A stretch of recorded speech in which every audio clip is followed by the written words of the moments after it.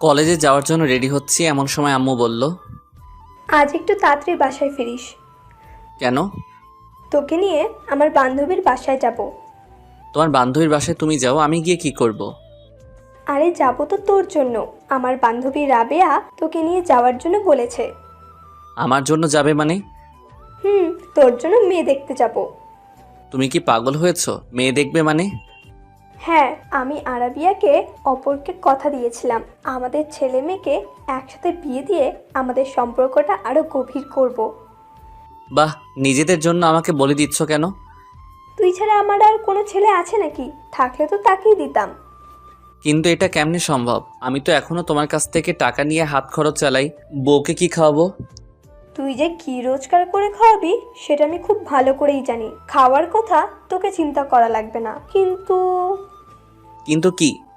মেয়েটা তোর থেকে 1 বছরের সিনিয়র। আমার থেকে সিনিয়র মানে? সিনিয়র। এ আম্মু, তোমার মাথা কি খারাপ হয়ে গেছে? এমনিতেই আমাকে না জানিয়ে বিয়ে ঠিক করছো, আবার এখন বলছো মেয়ে আমার থেকে সিনিয়র। তো সমস্যা কি? সমস্যা কি মানে? আরে, ছেলেরা সব সময় তাদের থেকে জুনিয়র মেয়েকে বিয়ে করে, এটাই সমাজের নিয়ম।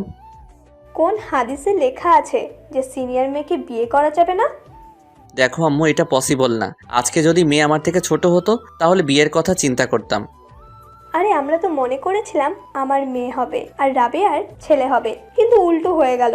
রাবিয়ার আগে মেয়ে হয়ে গেল, তারপর তুই জন্ম নিলি। যদি রাবিয়ার ছোট মেয়ে থাকতো তাহলে তোকে তার সাথেই বিয়ে দিতাম, কিন্তু এখন তো রাবিয়ার একটাই মেয়ে, তাই তোকে তাকেই বিয়ে করতে হবে। এ আম্মু, তুমি কি মানুষ? নিজের ছেলের সাথে কেউ এমন করে?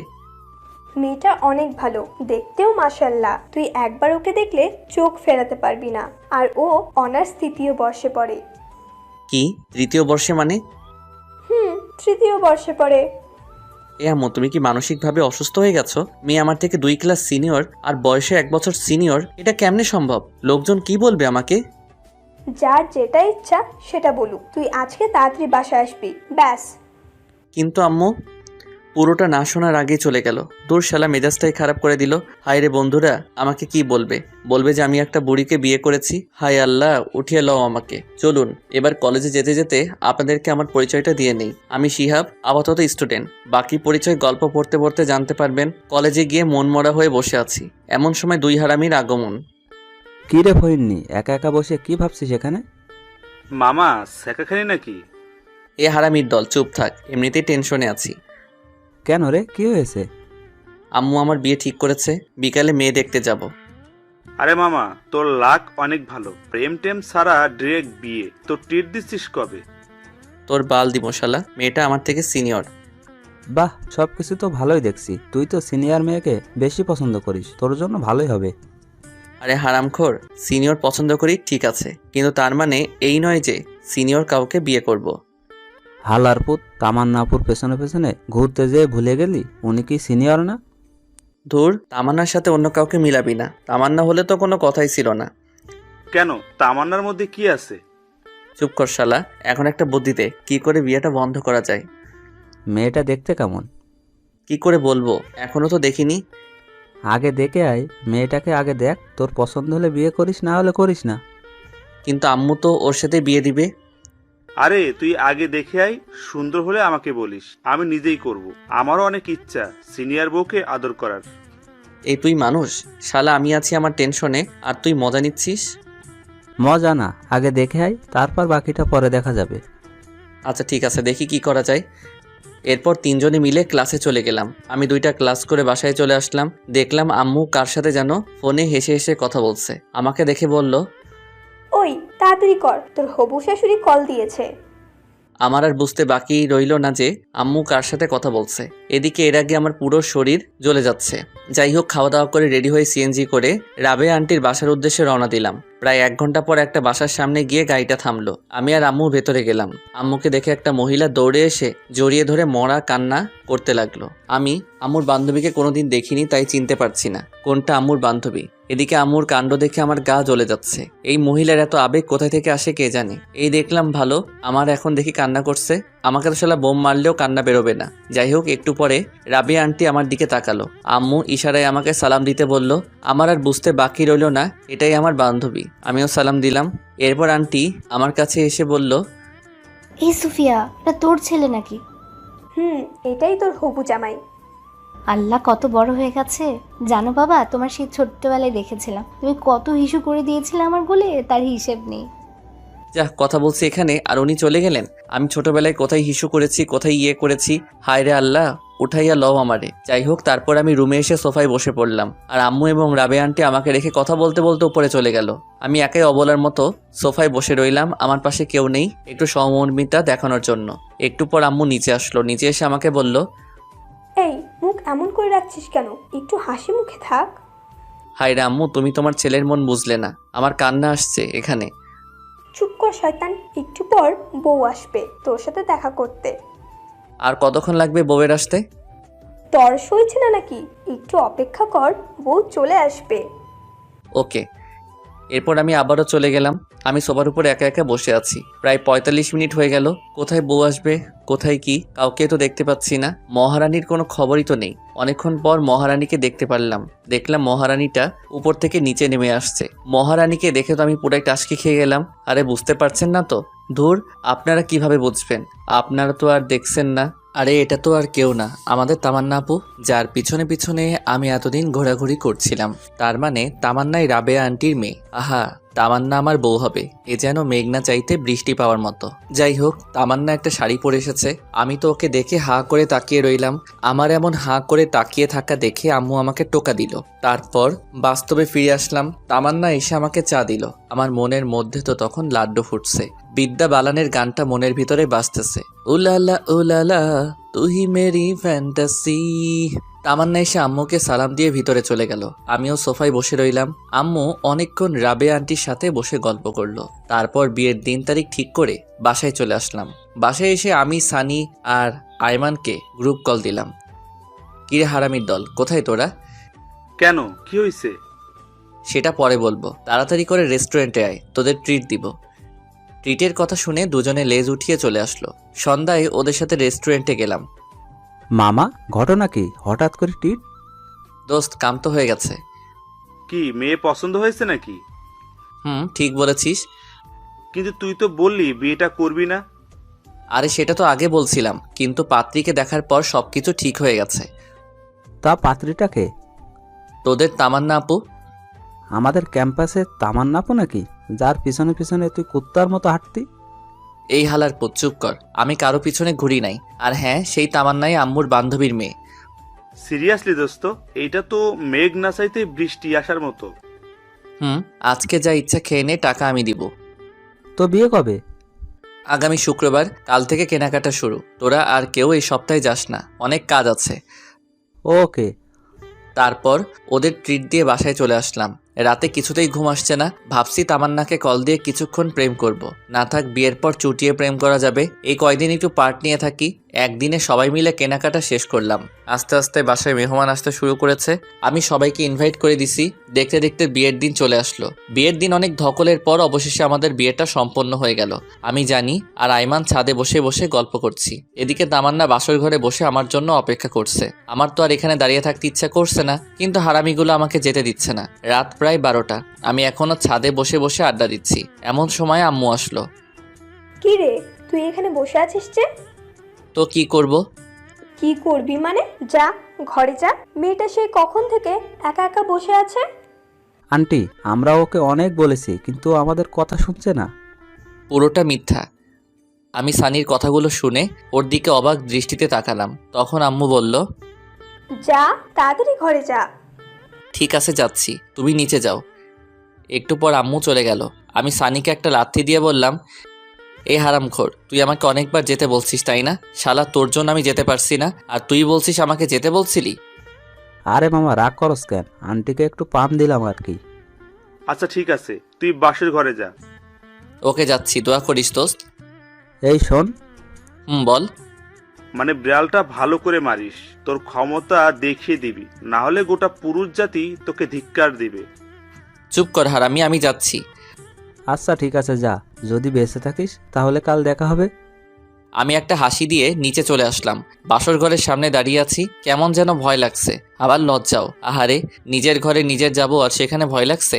1 কেজি সাহস নিয়ে দরজা খুললাম, ভিতরে গিয়ে দরজা বন্ধ করে দিলাম। তামান্নার দিকে তাকাতেই দেখলাম তামান্না কার সাথে যেন ফোনে কথা বলছিল। আমাকে দেখে ফোনটা রেখে দিল আর চুপচাপ বসে রইল। আমি গিয়ে ওর সামনে দাঁড়ালাম, ভাবছি সে হয়তো আমাকে সালাম করবে। অনেকক্ষণ দাঁড়িয়ে থাকার পরও দেখলাম সে বসে আছে। আমি মনে করছি আমি জুনিয়র, তাই হয়তো আমাকে সালাম করতে লজ্জা লাগছে, বা করবে না, যাক করা লাগবে না, একটা সালামে কিছু যায় আসে না।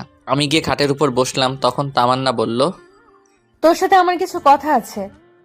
বাহ, শুরুতেই তুই? আমি বললাম, কি কথা বলেন। আমি তোকে স্বামী হিসেবে মানতে পারবো না।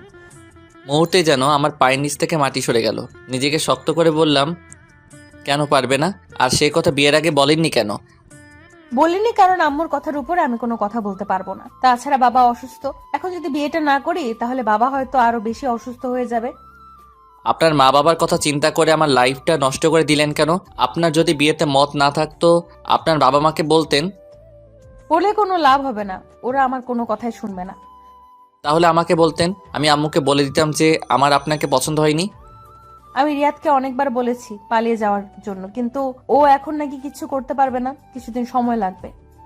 এখন আবার এই রিয়ারটাকে? আমার বয়ফ্রেন্ড। তো এখন কি চান আপনি? আমি এখন আপনার জন্য কি করতে পারি? ডিভোর্স। তোকে আমাকে ডিভোর্স দিয়ে দিতে হবে। ডিভোর্স তো আর বললেই হয়ে যাবে না, কমপক্ষে 6 মাস তো আমাদের একসাথে থাকতেই হবে। কি 6 মাস? তোকে আমার 1 সেকেন্ডও সহ্য হয় না। ডিভোর্স পেতে হলে 6 মাস সহ্য করতেই হবে। আচ্ছা ঠিক আছে, আর একটা কথা, কি? এই 6 মাস আমার উপর কোনোভাবে স্বামীর অধিকার খাটাতে আসবি না। ওকে, কিন্তু এই 6 মাস সবার সামনে অন্তত বউয়ের মতো থাকবেন। মা যদি জানতে পারে অনেক কষ্ট পাবে, আর আমি মায়ের কষ্ট সহ্য করতে পারি না। আচ্ছা ঠিক আছে। তারপর আমি রুম থেকে চলে যাচ্ছিলাম, এমন সময় আবারও তামান্না বলল, এই কই যাস? বাহিরে যাই। এখানে থেকে কি করব? না, তুই বাইরে যাবি না। কেন? বাইরে গেলে সবাই সবকিছু বুঝতে পারবে। বাহ, বুদ্ধি আছে দেখছি। এরপর আমি খাটে ঘুমাতে যাব, এমন সময় তামান্না আবারও চিৎকার দিয়ে বলল, এই কি করছিস? কেন ঘুমাবো না?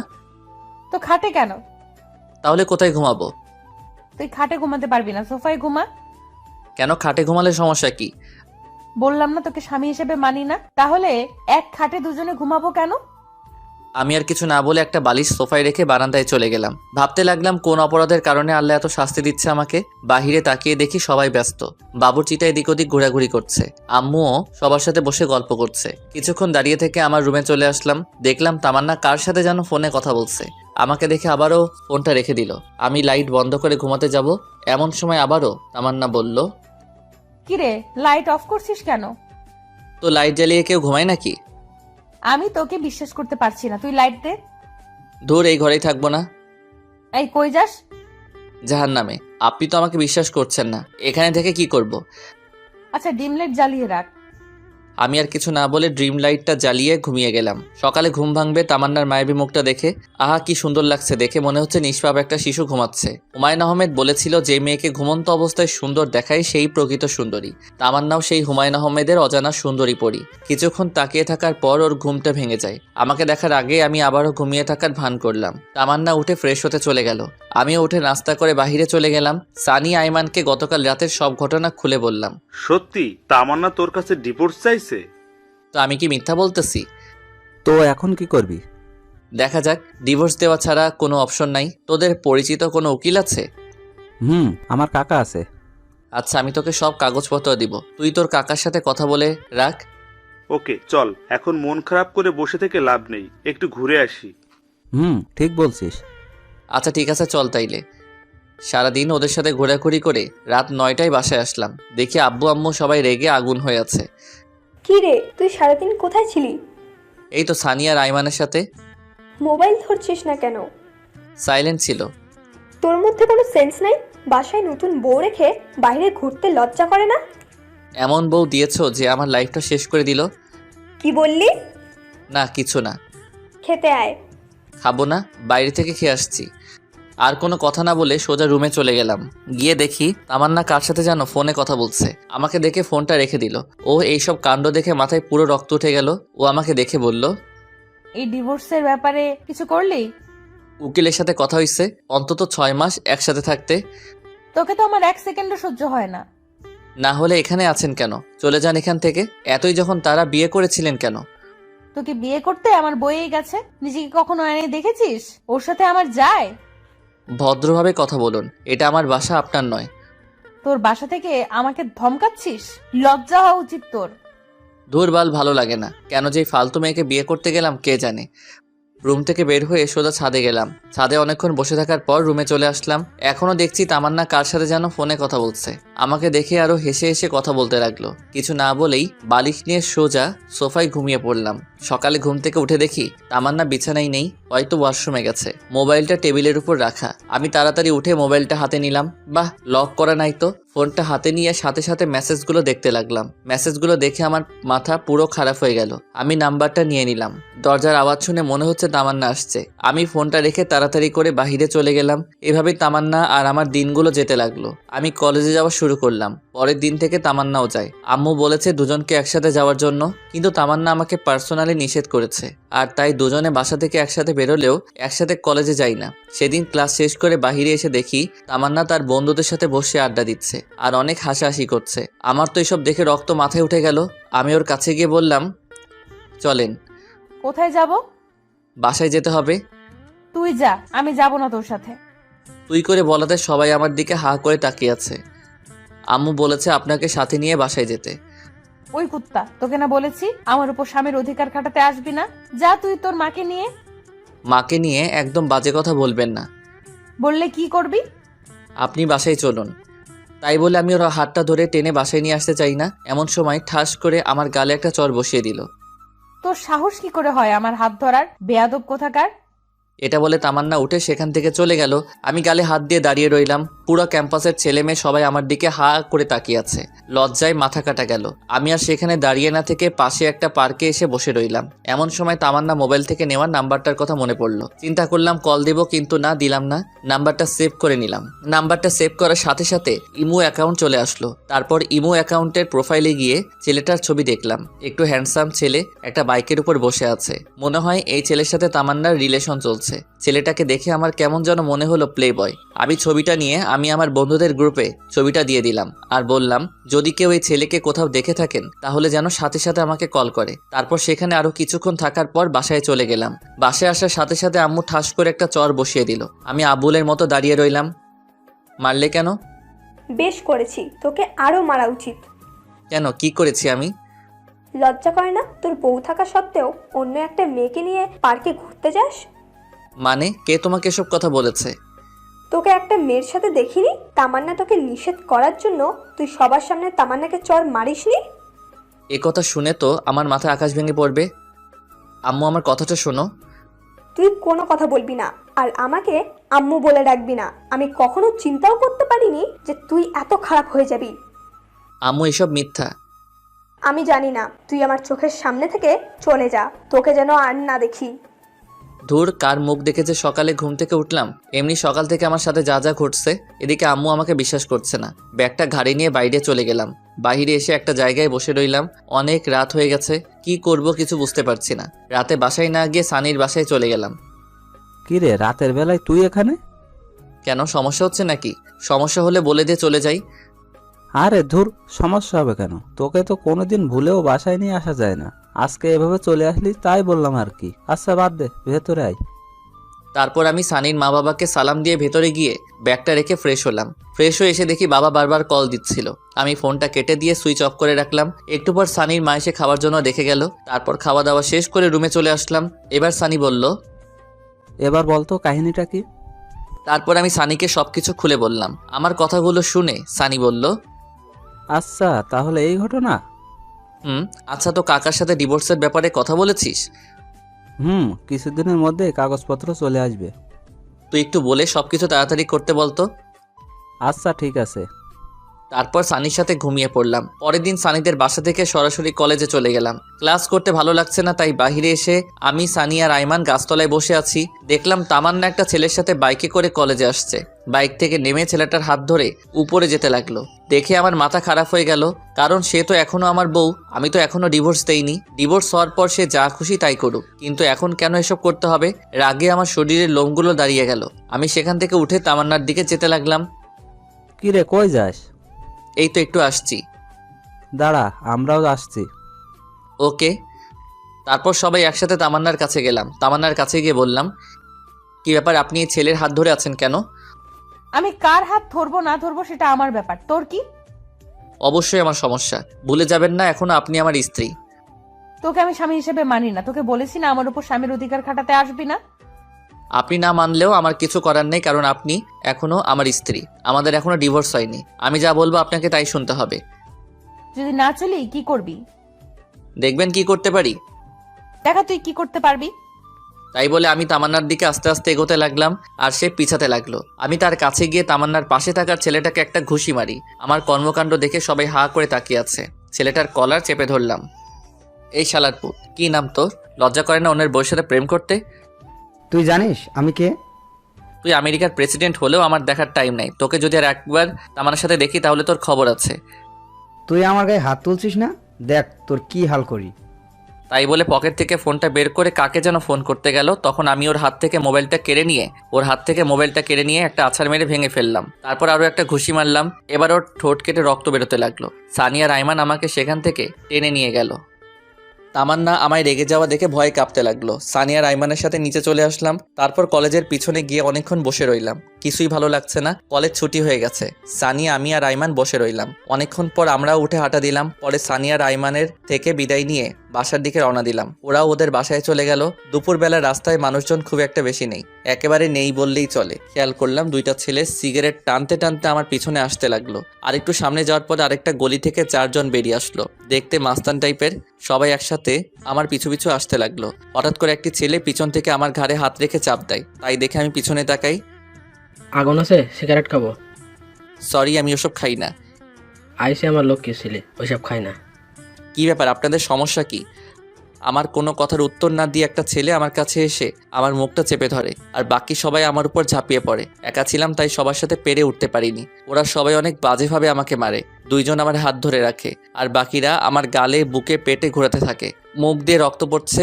আমি ওদের মার সহ্য করতে না পেরে শুয়ে পড়লাম। দেখলাম তামান্না আর ওই ছেলেটা বাইক নিয়ে আসলো। ছেলেটা সবাইকে বলল, মরে গেলে নদীতে নিয়ে গিয়ে লাস্টে ফেলে দিস। তাই বলে ওরা চলে গেল। তামান্না ছেলেটার কথা শুনে হাসতেছে। এরপর দুজনে বাইক নিয়ে চলে গেল।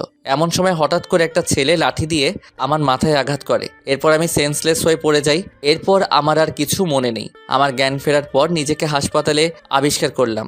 দেখলাম আইমান আর সানি পাশে বসে আছে। এখন কেমন লাগছে? মোটামুটি ভালো। আম্মু কই? আন্টি এতক্ষণে এখানে ছিল, আমরা তাকে জোর করে বাসায় পাঠিয়ে দেই। এই 2 দিন আন্টি এখানে থেকে থেকে তিনিও অসুস্থ হয়ে গেছেন।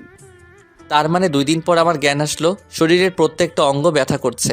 অনেক কষ্টে উঠে বসলাম। তারপর ওদেরকে বললাম, তামান্না এসেছিল কি? একবার এসেছিল, ওর বাবা নাকি অসুস্থ, সেখানে চলে গেছে। ও আচ্ছা। তো তোর এই অবস্থা কি করে হলো? এই তুই কি বলছিস? ও ঠিক মতো কথা বলতে পারছে না, আর তুই ঘটনা জিজ্ঞেস করছিস? আচ্ছা তোরা সবাই বাসায় চল, বাসায় গিয়ে তোদের সব কিছু বলবো। এখন বাসায় যাওয়া যাবে না, ডাক্তার বলেছে তোকে হাসপাতালে আরো 2 দিন থাকতে হবে। এখানে থাকতে ভালো লাগছে না, আমাকে একটা কল দে, আজকেই এখান থেকে চলে যাব। তারপর আম্মু হাসপাতালে আসলো। আম্মু এসে আমাকে জড়িয়ে ধরে কান্নাকাটি করতে লাগলো। তারপর ডাক্তারের থেকে পারমিশন নিয়ে বাসায় চলে গেলাম। সেদিন রাতে সানিয়া রাইমান আমার সাথেই ছিল। রাতে ওদের দুজনকে সবকিছু খুলে বলি। তারপর আমি সানিকে বললাম তাড়াতাড়ি করে ডিভোর্স পেপার রেডি করতে। সেদিন রাতে 3 জন একসাথে ঘুমিয়ে পড়লাম। পরের দিন দেখি তামান্না ওর বাবার বাড়ি থেকে চলে এসেছে। আমাকে দেখে বলল, কি রে, এখনো বেঁচে আছিস? আমি তো ভেবেছিলাম মারা গেছিস। রাগে আমার রক্ত গরম হয়ে গেল। সানিয়া রাইমান সবকিছু শুনে ফেলে। ওদেরকে দেখে তামান্না চোরের মতো ঘর থেকে বেরিয়ে গেল। সেদিন থেকে আমি আর ওর সাথে কথা বলি না, এমনকি আমি আমার নিজের রুমেও যাই না। অসুস্থতার জন্য কলেজে যেতে পারছি না। তামান্না ঠিকই কলেজে যাচ্ছে। ও যে কলেজে গিয়ে ঠিক কি করে তা আমি খুব ভালো করেই জানি। এভাবে আরো 1 সপ্তাহ পেরিয়ে গেল। তামান্নার আচরণ দিন দিন আরো খারাপ হতে লাগলো। একদিন সকালে ঘুরতে বের হয়েছি, এমন সময় ফাহাদের কল আসলো। কি রে, কি অবস্থা তোর? এই তো আমরা ভালো, তোর কি অবস্থা? আমারও ভালো। তো কি মনে করে ফোন করলি? দোস্ত, তুই যে একটা ছেলে ছবি দিয়েছিলি, মনে আছে? তো কি হয়েছে এখন? ওই ছেলেটাকে দেখলাম পার্কে একটা মেয়ে নিয়ে বসে আছে। আরে কি বলিস, কোন পার্কে?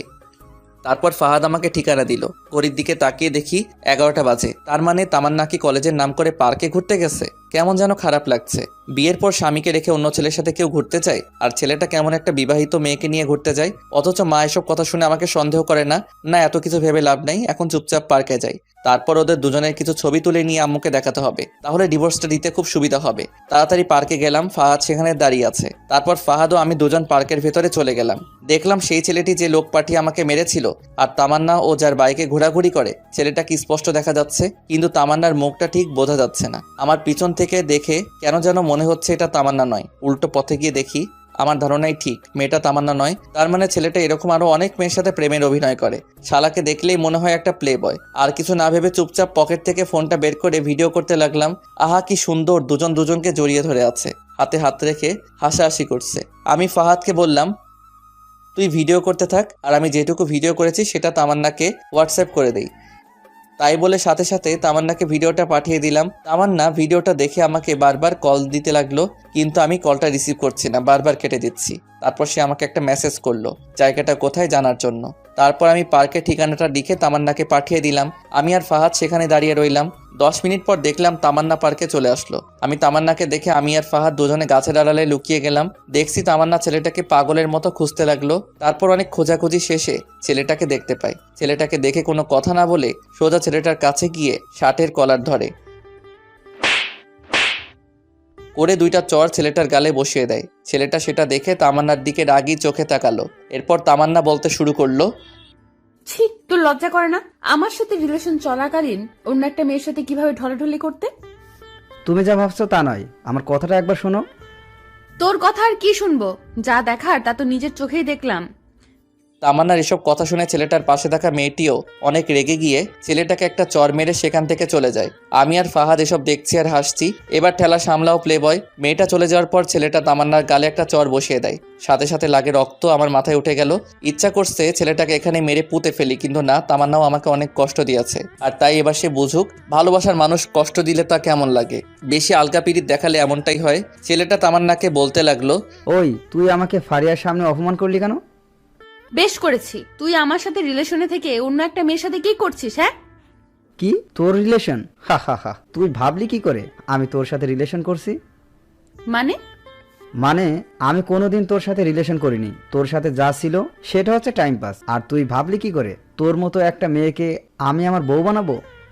কেন আমাকে বিয়ে করতে পারবে না কেন? যে মেয়ে বিয়ের পর স্বামীর সাথে খারাপ ব্যবহার করে, বাসায় স্বামী রেখে অন্য একটা ছেলের সাথে রিলেশন করে, তাকে বিয়ে করা আমার পক্ষে কোনোভাবেই সম্ভব না। প্রপোজ করার সময় মনে ছিল না? সবই মনে ছিল, কিন্তু আমি তো তোর সাথে রিলেশন করিনি। যা করেছি তা হচ্ছে টাইম পাস, টাকা নেওয়ার জন্য আর তোর শরীর ভোগ করার জন্য। টাকা তো অনেক আগেই খেয়েছি, কিন্তু তোর শরীরটা ভোগ করতে পারিনি। তাই এতদিন আমার নাটকটা চালিয়ে যেতে হলো। আমি বিয়ে করব ফারিয়াকে, ওর বাবার অনেক টাকা আছে। তোর বাবার কি আছে? এটা শুনে তামান্না ছেলেটাকে আর একটা চর মারে। তারপর কান্না করতে করতে বলছে, তোর মতো বাটপার আমি আমার জীবনেও দেখিনি। আমি শুধুমাত্র তোর জন্য শিহাবকে অনেক কষ্ট দিয়েছি, কিন্তু আর না। আজকে থেকে আমাদের সম্পর্ক এখানেই শেষ, আর কোনো দিন আমার সামনে আসবি না। এটা বলে তামান্না কাঁদতে কাঁদতে বাসায় চলে যায়। আর এদিকে ছেলেটা গালে হাত দিয়ে আবুলের মতো দাঁড়িয়ে আছে। তামান্না কথা ভেবে খুব খারাপ লাগছে। বেচারি খুব ভালোবাসতো ছেলেটাকে। আবার আমার অনেক ভালো লাগছিল যে ফকির নিয়ে আমার সাথে অনেক বাজে ব্যবহার করেছে। এবার ঠেলা বোঝ, আর কিছুদিন অপেক্ষা কর, আমিও তোকে ডিভোর্স দিয়ে দিব। তখন বুঝবি এই শিহাব তোর জীবনে কতটা গুরুত্বপূর্ণ ছিল। যাই হোক, আমি ফাহাদকে ধন্যবাদ দিলাম, কারণ সে আজকে খবরটা না দিলে ছেলেটা হয়তো তামান্নার সাথে ফিজিক্যাল রিলেশন করত। আল্লাহ বাঁচাইছে। আল্লাহ যা করে ভালোর জন্যই করে। তারপর পকেট থেকে ফোনটা বের করে আমার বন্ধুদের সবাইকে একটা মেসেজ ফরওয়ার্ড করলাম, দুপুরে সবাই রেস্টুরেন্টে আসিস, আমি আজকে ট্রিট দিব। মেসেজটা পেয়ে সবাই লেজ উঠিয়ে রেস্টুরেন্টে তাড়াতাড়ি চলে আসলো। এরপর সবাই মিলে খাওয়া দাওয়া করলাম। আইমান আমাকে জিজ্ঞাসা করলো, হঠাৎ এমন ট্রিট দিচ্ছিস কেন? তারপর আমি সবাইকে সব ঘটনা খুলে বললাম। সবাই ঘটনা শুনে অনেক খুশি হলো। এরপর আমি সানিকে বললাম ডিভোর্স পেপার রেডি হতে আর কতদিন সময় লাগবে। সানি আমাকে বলল আর কিছুদিন সময় লাগবে। বিকেলে আর বাসায় গেলাম না, সবার সাথে বসে আড্ডা দিলাম। রাতে বাসায় ফিরলাম। সারাদিন বাসায় যাইনি, তাই বাসায় যেতেই আম্মু আমাকে বলল, কি রে, সারাদিন কই ছিলি? এই তো বন্ধুদের সাথে। এই অসুস্থ শরীর নিয়ে বন্ধুদের সাথে কি? এমনি বাসায় ভালো লাগছিল না তাই। এই, তোর তামান্নার সাথে কিছু হয়েছে নাকি? কই না তো। সেই দুপুরে কলেজ থেকে আসার পর থেকে রুমের মধ্যে একা একা শুয়ে আছে। খেতে বললাম, খাবার খাচ্ছে না, রুম থেকে বেরও হচ্ছে না। আমি কিছু জানি না, যদিও সবটা জানি কিন্তু আম্মুকে বললাম না। দেখ তো বাবা, মেয়েটা কিচ্ছু খাচ্ছে না, এমন করলে তো শরীর খারাপ করবে। নিজের ছেলেকে না খেয়ে আছে সেদিকে খেয়াল নেই। আচ্ছা দেখছি কি করা যায়। হ্যাঁ, যা ডেকে নিয়ে আয়, আমি তোদের দুজনের জন্য খাবার রেডি করছি। তারপর আমি রুমে চলে গেলাম। রুমে গিয়ে দেখলাম তামান্না উল্টো হয়ে শুয়ে আছে। আমাকে দেখে উঠে বসে পড়লো। আমি কিছু না বলে ওয়াশরুমে চলে গেলাম। তারপর ফ্রেশ হয়ে এসে তামান্নাকে বললাম, আম্মু খাবার জন্য ডাকছে, খেতে চলেন। আমার খেতে ইচ্ছে করছে না, তুমি খাও। আমি তো পুরাই অবাক হয়ে গেলাম। যেই মেয়ে আমাকে তুই ছাড়া কোনোদিন কথা বলেনি, আজকে সেই মেয়ে আমাকে তুমি করে বলছে। খাবেন না কেন? আম্মু বলল, দুপুরেও তো কিছু খাননি, আপনার গালে এসব কিসের? ওসব কিছু না, মশা মারতে গিয়ে দাগ পড়েছে। তাড়াতাড়ি খেতে চলেন, সবাই বসে আছে। বললাম তো আমি খাবো না, তুমি যাও। কি আর করা, আমি খেতে চলে গেলাম। আমাকে একা দেখে মা বলল, কি রে, আসলো না খেতে? ও নাকি খাবে না, অসুস্থ। ও আল্লাহ, বলিস কি? ডাক্তারকে খবর দে তাড়াতাড়ি। আরে আম্মু এত চিন্তা করো না তো, এমন কিছু না, এমনি একটু অসুস্থ, ঠিক হয়ে যাবে। আমি আর কিছু না বলে খাবার খেয়ে রুমে যেতে লাগলাম। তখন মা বলল, বাবা শোন, আম্মু কিছু বলবে? আমি বলছিলাম কি, খাবারটা রুমে নিয়ে যা, ওর খিদে লাগলে খেয়ে নেবে। প্লিজ বাবা, খাবারটা রুমে নিয়ে যা। কি আর করার, নিজের অনিচ্ছা সত্ত্বেও খাবারটা রুমে নিয়ে যেতে হলো। তারপর খাবারগুলো টেবিলের উপর রাখলাম আর তামান্নাকে বললাম, ভাত নিয়ে আসছি, খেয়ে নিন, না হলে শরীর খারাপ করবে। আর কিছু না বলে একটা বালিশ নিয়ে সোফায় ঘুমিয়ে পড়লাম। তামান্না কিছু একটা বলতে গিয়েও বলল না। রাতে কিছু একটা শব্দ শুনে ঘুমটা ভেঙে গেল। তাকিয়ে দেখি তামান্না পাগলের মতো খাবারগুলো খাচ্ছে। আমি মুচকি মুচকি হাসছি আর মনে মনে বলছি, গরিবের কথা বাসি হলেও মিষ্টি হয়। আমি না দেখার ভান করে শুয়ে আছি। তামান্না একবার খাবার খাচ্ছে আর একবার আমার দিকে তাকাচ্ছে। তারপর আমি ঘুমিয়ে পড়লাম। সকালে ঘুম থেকে উঠে তো আমি অবাক, কারণ সকালবেলা ঘুম থেকে উঠে দেখি তামান্না ওর কম্বলটা আমার গায়ে পেঁচিয়ে কোথায় যেন গেছে। উঠে ফ্রেশ হয়ে নিলাম। তারপর খাবার টেবিলে গিয়ে তো আমি আরও অবাক, কারণ আজ খাবার টেবিলে আমার সব ফেভারিট আইটেমগুলো সাজিয়ে রাখা হয়েছে। ঘটনা কি, আজ তো কোনো বিশেষ দিন না। তারপর আমি আম্মুকে জিজ্ঞেস করলাম, আজকে এত সব রান্না কেন? তামান্না নিজে হাতে আজ সব রান্না করেছে, শুধুমাত্র তোর জন্য। এ কথা শুনে আমি একটু চমকে গেলাম। আসলে মেয়েদের মন বোঝা একদমই সহজ বিষয় না। এরা কখন কি করে নিজেরাও জানে না। কিছু না বলে খেয়ে নিলাম। খাওয়া শেষ করে বাহিরে চলে গেলাম। আজ বন্ধুদের সাথে আড্ডা দেওয়ার জন্য যাচ্ছে না, একটা চাকরির জন্য ইন্টারভিউ দিতে যাচ্ছি। বসে বসে তো অনেক খেলাম, এবার একটু ফ্যামিলির পাশে দাঁড়াই। ইন্টারভিউ দিয়ে বন্ধুদের সাথে একটু আড্ডা দিয়ে রাতে বাসায় আসলাম। তারপর সবাই একসাথে ডিনার করলাম। এরপর আমি রুমে গিয়ে বসে বসে একা একা মোবাইল চালাচ্ছি। এমন সময় তামান্না আসলো। আমি উঠে ছাদে চলে গেলাম। ছাদে বসে বসে কিছুক্ষণ গান শুনলাম। তারপর রুমে এসে দেখি তামান্না এখনো বসে আছে। কি ব্যাপার, আপনি এখনো ঘুমাননি? একটু পরে ঘুমাবো, তোমাকে একটা কথা বলবো তো তাই। বলেন। আমাকে আর আপনি করে বলতে হবে না, তো কি বলবো? এখন থেকে তুমি করে বলবে। No thanks. তারপর খাট থেকে বালিশ নিয়ে সোফায় ঘুমাতে যাব, এমন সময় তামান্না আবারও বলল, সোফায় না ঘুমাইলে হয় না? সোফায় না ঘুমালে কোথায় ঘুমাবো? এখন থেকে তুমি খাটে ঘুমাবে। কেন, আপনার বকা খাওয়ার জন্য নাকি চর খাওয়ার জন্য? দেখেন, আমারও একটা পার্সোনালিটি আছে। শুনো শিহাব, এতদিন যা কিছু করেছি তার জন্য সরি। আমি আর কিছু না বলে সোফায় গিয়ে ঘুমিয়ে পড়লাম। তুই কি ভেবেছিস তোর নরম নরম মিষ্টি কথায় আমি পটে যাব? তুই এখনো শিয়াবকে চিনিসনি। আমি তোকে অনেক ভালোবাসতাম, কিন্তু আমি যখনই তোর কাছে যেতাম তখনই অপমান ছাড়া আর কিছু পাইনি। যাক, এত কিছু ভেবে লাভ নেই, ঘুমিয়ে পড়ি। রাতে কারো গোঙানির শব্দে ঘুমটা ভেঙে গেল। ড্রিম লাইটের আলোয় রুমের মধ্যে সবকিছু একটু একটু দেখা যাচ্ছে। দেখলাম তামান্না শুয়ে শুয়ে কান্না করছে। ও কান্না করুক, তাতে আমার কি? আমি বালিশটা কানের উপর চাপা দিয়ে ঘুমিয়ে পড়লাম। সকালবেলা কারো নরম হাতের স্পর্শে ঘুমটা ভেঙে গেল। হালকা চোখ খুলে দেখি তামান্না আমার মাথায় হাত বুলাচ্ছে। আমিও না বোঝার ভান করে ঘুমিয়ে আছি। একটু পর সে উঠে গোসল করতে চলে গেল। গোসল করে এসে আমাকে ডাকতে লাগলো। ঘুম থেকে উঠে আমিও ফ্রেশ হয়ে নিলাম। সকালবেলা নাস্তা করে শুয়ে শুয়ে ফেসবুকিং করছি। এমন সময় আয়মান কল দিয়ে বলল, দোস্ত, তোর চাকরিটা হয়ে গেছে? আমি খবরটা শুনে অনেক খুশি হয়ে গেলাম। যাক, এতদিন একটু পরিবারের পাশে দাঁড়াতে পারবো। আব্বু আম্মু দুজনকে খবরটা দিলাম, দুজনেই বেশ খুশি। তামান্নাকে কিছুই বললাম না। তারপর সানিয়া রাইমানের সাথে আড্ডা দিয়ে রাতে বাসায় ফিরলাম। বাসায় ফিরতেই তামান্না আমাকে বলল, কংগ্রেচুলেশন। কংগ্রাচুলেশন কেন? নতুন চাকরি পেয়েছো তাই। ও আচ্ছা, ধন্যবাদ। পরের দিন সকালে ঘুম থেকে উঠে নাস্তা করে রেডি হয়ে অফিসে চলে গেলাম।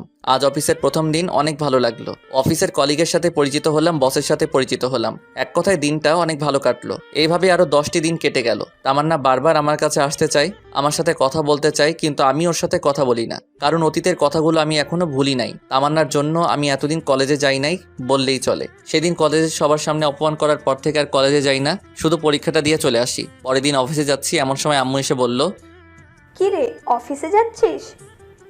কিছু বলবে? হ্যাঁ, বলছিলাম কি, তামান্নার মা ফোন করেছিল, সে নাকি একটু অসুস্থ, তাই তামান্নাকে ওর মা যেতে বলেছে। তো যাক না, আমি কি বারণ করেছি? না মানে, আমি বলছিলাম কি, তুই যদি দিয়ে আসতি তাহলে খুব ভালো হতো। আমি কিভাবে দিয়ে আসবো? অফিসে দেরি হয়ে যাবে তো। হবে না, তামান্না রেডি আছে, প্লিজ বাবা তুই একটু ওকে নামিয়ে দিয়ে যা। কি আর করার, অনিচ্ছা সত্ত্বেও আম্মুর কথা শুনে তামান্নাকে নিয়ে বেরিয়ে পড়লাম। একটা সিএনজি নিলাম। তামান্না আর আমি পাশাপাশি বসে আছি, কিন্তু কেউ কারোর সাথে কোনো কথা বলছি না। তামান্নার মুখ দেখে বুঝতে পারছি সে কিছু বলতে চায়, কিন্তু বলতে পারছে না। তাই দেখে আমি বললাম, কিছু বলবেন কি? তোমার অফিস কখন শেষ হবে? 4টায়, কাজের চাপ থাকলে দেরি হতে পারে। আচ্ছা, একটা কথা বলি। জি বলেন। তোমার অফিসে কি মেয়ে কলিগ আছে? হ্যাঁ, 5 জন আছে, 2 জন আমার পাশেই বসে। ও আচ্ছা। কথা বলতে বলতে তামান্না তো বাসার সামনে চলে আসলাম। তামান্নাকে তামান্নাদের বাড়িতে নামিয়ে দিয়ে আসতে যাব এমন সময়, বাসায় আসবে না? না, আমার অফিসে দেরি হয়ে যাচ্ছে। তাহলে অফিসে সে এসো।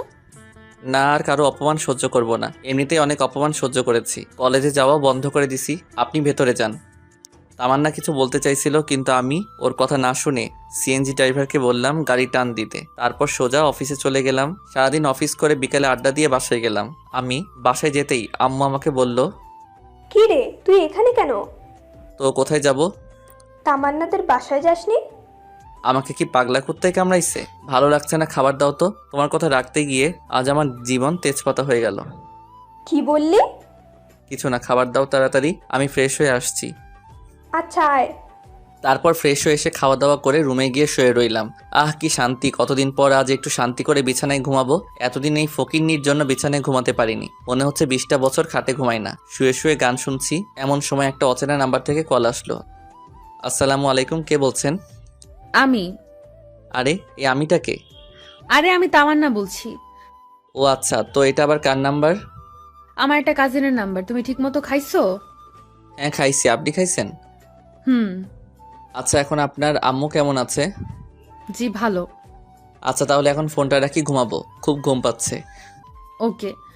কল কেটে দিয়ে ভাবছি হঠাৎ এত কেয়ার নিচ্ছে কেন। মেয়ে মানুষকে বিশ্বাস করতে নাই, এদের মনে কখন কি চলে তা নিজেরাও জানে না। যাই হোক, তামান্না যে আস্তে আস্তে আমার প্রতি দুর্বল হচ্ছে সেটা আমি ঠিকই বুঝতে পারছি। এভাবে আরো 1 সপ্তাহ কেটে গেল। আমি আরামসে বিছানায় খাওয়া দাওয়া করে অফিসে যাই আর বন্ধুদের সাথে আড্ডা দেই। তামান্নার সাথে আর কথা বলি না। যদি সে নিজে থেকে কল দেয় তাহলে হাই হ্যালো ছাড়া অতিরিক্ত কোনো কথা হয় না।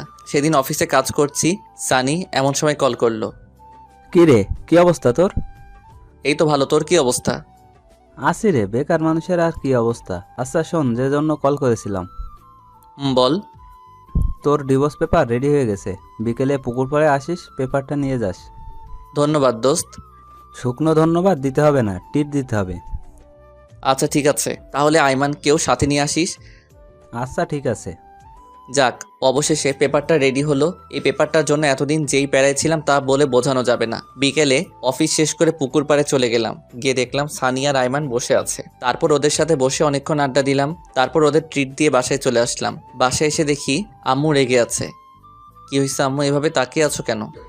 তোর মোবাইল কই শুনি? আছে তো। তাই বলে পকেটে হাত দিয়ে মোবাইলটা বের করে দেখি মোবাইলটা বন্ধ হয়ে আছে। তোকে কল দেই, কল যায় না কেন? আমি ফোনে চার্জ ছিল না, সেজন্য কল আসেনি। মোবাইল চালাতেই ভালো লাগে, চার্জ দিতে মনে থাকে না। আচ্ছা বাদ দাও তো, কল দিয়েছিলে কেন? তামান্নাকে নিয়ে আসার জন্য। আমি তো নিয়ে আসতে যাব ওকে, একা একা আসতে পারে না নাকি? নাকি আমি ওর বডিগার্ড? এ কেমন কথা বলছিস? মেয়েটা একা একা আসবে কি করে? তুই যা, ওকে নিয়ে আয়। আমি গিয়ে ওকে নিয়ে আসবো মানে? হ্যাঁ, তুই গিয়ে ওকে নিয়ে আয়, না হলে তোর এই বাড়িতে ঠাঁই নাই। এটা কেমন কথা? হ্যাঁ, এখন চুপচাপ গিয়ে ওকে নিয়ে আয়। কি আর করার, বাসা থেকে বেরিয়ে আবার তামান্নাদের বাসায় গেলাম। ওদের বাসায় গিয়ে দেখি 8:30 বাজে। অনেকক্ষণ ধরে কলিং বেল বাজাচ্ছে কিন্তু দরজা খুলছে না। অনেকক্ষণ পর তামান্নার মা এসে দরজা খুলে দিল। আসসালামু আলাইকুম, কেমন আছেন? আলহামদুলিল্লাহ ভালো। তুমি কেমন আছো বাবা? আলহামদুলিল্লাহ ভালো। তামান্না উপরে আছে, যাও। ইচ্ছা না থাকা সত্ত্বেও উপরে চলে গেলাম। গিয়ে দেখলাম তামান্না রেডি হয়ে বসে আছে। আমি ওকে বললাম, রেডি হয়েছেন? আম্মা ফোন করেছিল, কিন্তু তুমি আসতে এত দেরি করলা কেন? অফিস থেকে আসতে একটু দেরি হয়ে গেছে। আচ্ছা চলুন। এখন না, পরে যাব, আগে খাওয়া দাওয়া করে নেই। বাসায় গিয়ে খাবো। না, এখান থেকে খেয়ে বাসায় যাব, আম্মু সব রান্না করেছে। কি আর করার, খাওয়া দাওয়া করে বাসার উদ্দেশ্যে রওনা দিলাম। সিএনজির ভিতরে কেউ কারোর সাথে কথা বলছিলাম না। মনে মনে ভাবতে লাগলাম, আজ থেকে আর আরাম করে খাটে ঘুমাতে পারবো না। একটু পর বাসায় আসলাম। বাসায় এসে দেখি বাসার সব লাইট অফ করা। দরজায় টোকা দেওয়ার আগে দরজা খুলে গেল। বাসার ভিতরে সব লাইট বন্ধ। তারপর আম্মুকে অনেকবার ডাকলাম, ধুর কোনো সারা শব্দ নাই। অনেক চিন্তায় পড়ে গেলাম, কোনো অঘটন ঘটলো না তো? তামান্না ভয়ে আমার হাত চেপে ধরে রাখলো। আমি পকেট থেকে মোবাইলটা বের করে লাইট জ্বালাতে যাব, এমন সময় আমাদের দুজনকে অবাক করে দিয়ে অনেকগুলো লাইট একেবারে চলে গেল।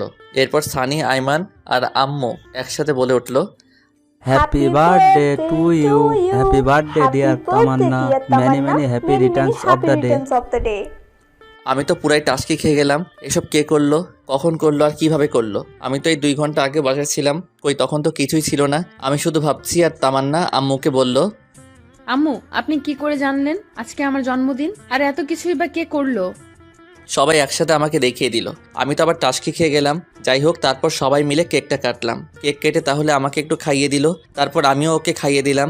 একা একা সবাই খেয়ে নিলাম। সবাই মিলে অনেক মজা করলাম। এরপর সানি, আইমান আর আম্মু তামান্নাকে অনেকগুলো গিফট দিল। আমি বাকি রইলাম। সানি তামান্নাকে বলল, আমি আমার গিফট কাল সকালে দেব।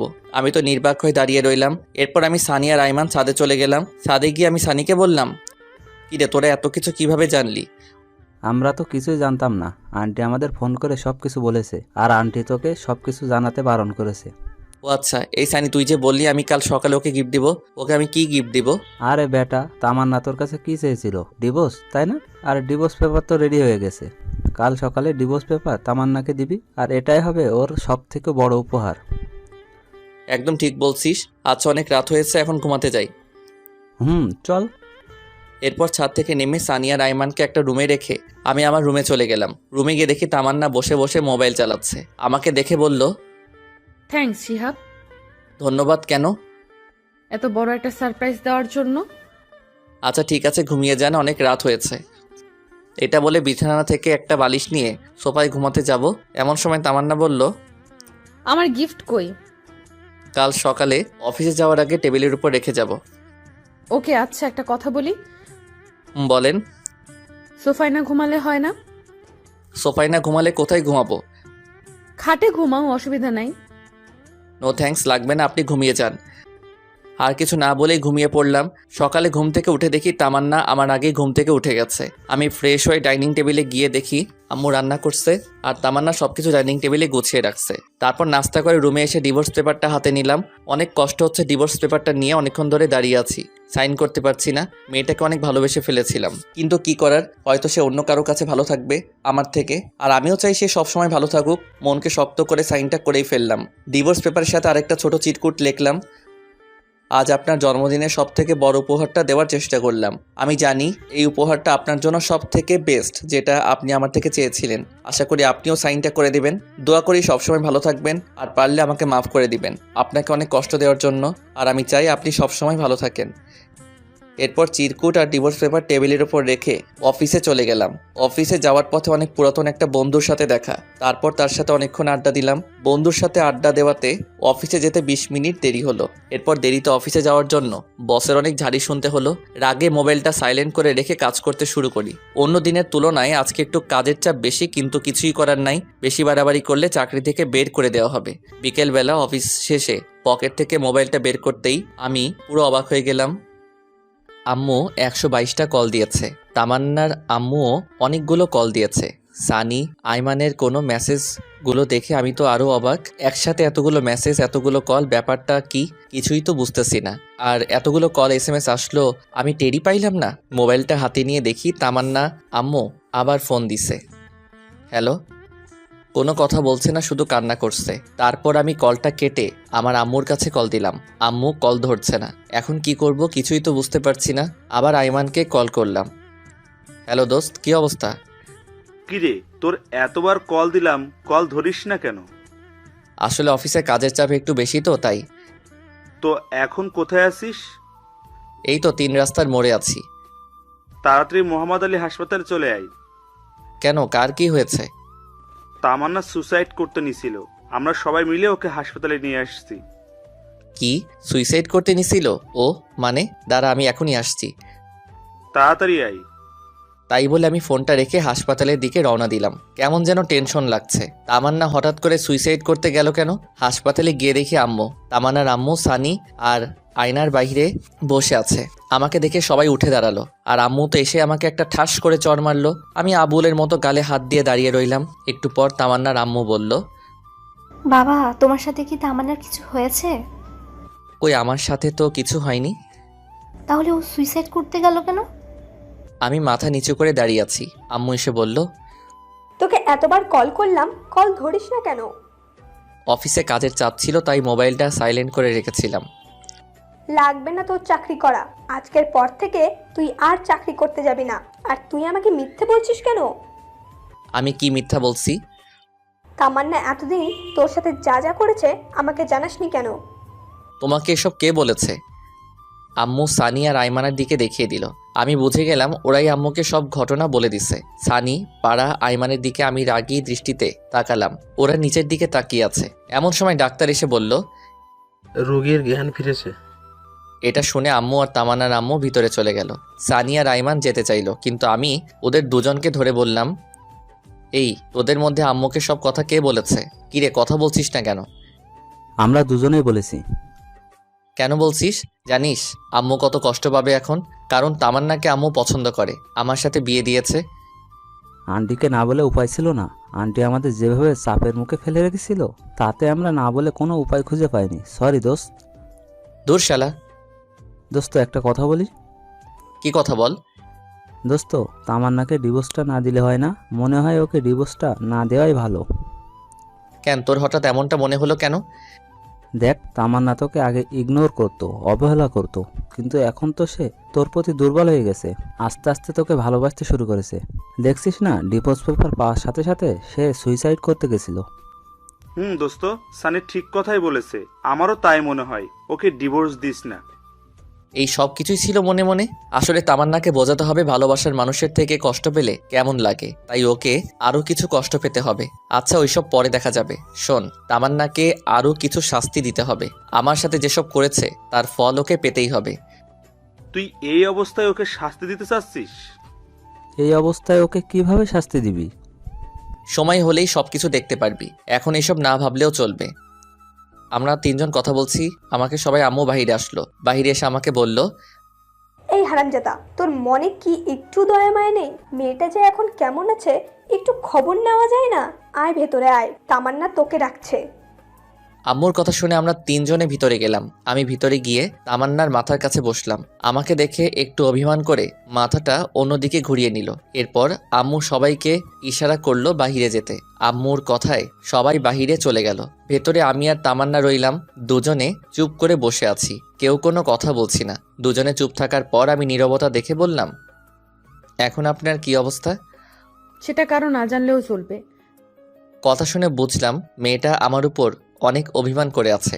সমস্যা নাই বালিকা, দেখতে থাকো। তোমার জন্য আরো কত কি অপেক্ষা করছে, সামনে যে আরো কত কি হতে যাচ্ছে সেটা আমি নিজেও জানি না। কিছুক্ষণ পর আমি আবারও বললাম, রাগ করেছেন? রাগ করার মানুষ থাকলে তো রাগ করব। আমার কি রাগ করার মানুষ আছে নাকি? আচ্ছা বাদ দেন, এই কাজটা কেন করতে গেলেন সেটা বলেন। তুই কি কিছুই বুঝিস না? আপনি কেন সুইসাইড করতে নিয়েছিলেন সেটা আমি কি করে জানবো? যা, তোর কিছুই বুঝতে হবে না। তুই এখানে কেন এসেছিস? এখান থেকে চলে যা। আমি মারা গেলে তো সব থেকে বেশি তুই খুশি হতি। সবাই আপনাকে দেখতে আসতে বলেছে, তাই দেখতে আসছি। কি? সবাই দেখতে আসতে বলছি, তাই তুই আমাকে দেখতে আসছিস? তার মানে তুই আমাকে মন থেকে দেখতে আসিসনি? আচ্ছা এইসব বাদ দেন তো, জন্মদিনের উপহারটা কেমন লাগছে আপনার? অনেক ভালো। উপহারটা পাওয়ার খুশি ঠেলায় তো নিজের জীবনটা দিয়ে দিতে চাইছিলাম, কিন্তু পারলাম না। খুশি হননি কেন? আজ থেকে তো আপনি মুক্ত। এখন থেকে নিজের ইচ্ছা মতো চলতে পারবেন, প্রেম করতে পারবেন, ঘুরতে যেতে পারবেন। ডিভোর্স পেপারে সাইন করতে গিয়ে তোর কি একটু বুক কাঁপেনি? না, আমি শুধু আপনার ইচ্ছাটা পূরণ করতে চাইছি। তুই জীবনেও আমাকে বুঝবি না। আমার কাউকে বুঝতে হবে না। আমরা কথা বলছি, আমার সময় আম্মু এসে বলল, কি রে, তোদের কথা বলা শেষ হয়েছে? আমরা তো কথাই বলি নাই, কথা শুরুই হয় নাই, শেষ হয় নাই, কথা শেষ হবে কি করে? সুফিয়া তামান্নাকে আমার বাসায় নিয়ে যায়, কিছুদিন আমার বাসায় রেখে তারপর পাঠিয়ে দেব। তুই যেটা ভালো মনে করিস। বাহ, দুজনের বন্ধুত্ব টিকিয়ে রাখার জন্য মাঝখানে আমাকে বলি দেওয়া হলো। আমি কেবিন থেকে বের হয়ে যাচ্ছি। আসার সময় আম্মু বলল, কি রে, তুই কোথায় যাস? বাসায় যাচ্ছি। আবার কোথায় যাব? যা, তামান্নাকে ওদের বাসায় দিয়ে আয়। আমি কিছু না বলে চুপচাপ দাঁড়িয়ে আছি, সেটা দেখে আম্মু আবার বলল, কি রে, আমি কি বলছি কথা কানে যায় না? আরে দিয়ে আসবো তো, সমস্যা নাই, কিন্তু তুমি এমন করছো কেন? চুপচাপ গিয়ে একটা সিএনজি নিয়ে আয়। তারপর আমি আর কিছু না বলে বাহিরে গিয়ে একটা সিএনজি থেকে নিয়ে আসলাম। তারপর আমি তামান্নার আম্মু সিএনজিতে উঠে ওদের বাসার উদ্দেশ্যে রওনা দিলাম। সানি আর আইমানকে বললাম আম্মুকে ঠিকমতো বাসায় পৌঁছে দিতে। গাড়ির মধ্যে কেউ কোনো কথা বলি না। গাড়ি থেকে নেমে তামান্নাকে ধরে ধরে বাসার ভিতরে নিয়ে যাচ্ছি, কিন্তু ফকিন্নিটা হাঁটতে পারছে না। ইচ্ছা না থাকা সত্ত্বেও ওকে কোলে নিতে হলো। তারপর ওকে কোলে করে নিয়ে ওর রুমে রেখে আসলাম। বাহ, ফকিন্নিটার মনে মনে লাড্ডু ফুটছে। আমিও খুশি, কখনো ওকে এভাবে স্পর্শ করিনি। কিন্তু তুমি তো জানো না তোমার জন্য আমি কি পরিমাণ বাস রেডি করতেছি। বাস থেরাপি দিয়েই আমি তোমার অহংকার মাটিতে লুটাবো। তুমি টেরও পাইবা না আমি কি জিনিস। যাই হোক, বাসের ভিতরে নিয়ে আমি তামান্নাকেও রুমে নিয়ে গিয়ে খাটের উপর শুয়ে দিলাম। ও আল্লাহ গো, মেয়েদের এত ওজন আগে জানা ছিল না। দেখলে মনে হয় ফু দিলে বাতাস উড়ে যাবে, কিন্তু আজ কোলে নিয়ে বুঝতে পারলাম এত ওজন কি বলবো। তামান্নাকে খাটে রেখে আমি হাঁপাতে লাগলাম। আমার এমন অবস্থা দেখে তামান্না হাসতে লাগলো। যাই হোক, ওকে বাসায় রেখে আমি চলে আসতে লাগলাম। এমন সময় পিছন থেকে ডাক দিয়ে তামান্না বলল, শিহাব, জি কিছু বলবেন? বলছি আমি আজকে না গেলে হয় না? না, আমাকে বাসায় যেতেই হবে, অফিস থেকে আসছি, এখনো ড্রেস চেঞ্জ করিনি। আচ্ছা, তো কিছু খাইছো কি? না, খাবার সময় পাইনি, বাসায় গিয়ে খাবো। এখান থেকে খেয়ে যাও। No thanks. আর কিছু না বলে সোজা হাঁটা দিলাম। তামান্নার আম্মু অনেকবার করলো থেকে যেতে, কিন্তু আমি না করে দিয়ে বিদায় নিয়ে বাড়িতে চলে আসলো। তারপর বাসায় এসে ফ্রেশ হয়ে নাস্তা করে শুয়ে পড়লাম। এভাবে আরও কিছুদিন কেটে গেল। এর মধ্যে আমি আর তামান্নার সাথে কোনো যোগাযোগ করিনি। মাঝে মাঝে তামান্না আমাকে কল দিত, কিন্তু আমি ধরতাম না। কিছুদিন পর সকালবেলা হঠাৎ অফিসে যাওয়ার জন্য রেডি হচ্ছি, এমন সময় আম্মু এসে বলল, কি রে, অফিসে যাচ্ছিস? হ্যাঁ, কিছু বলবে? তোর অফিস কয়টায় ছুটি? বিকাল 4টায়, তবে কাজের চাপ বেশি হলে দেরি হতে পারে। না, বলছিলাম যে অনেক দিন হলো মেয়েটাকে দেখি না, যদি অফিস শেষে তামান্নাকে বাড়ি নিয়ে আসতি। সরি আম্মু, আমি পারবো না। যার আসার সে নিজেই আসবে। এটা কেমন কথা? একটা মেয়ে একা একা কি করে আসবে? যেভাবে খুশি সেভাবে আসবে। আমি কিছু জানি না। যদি তোমার এতই দেখতে ইচ্ছে করে তাহলে তুমি গিয়ে নিয়ে আসো।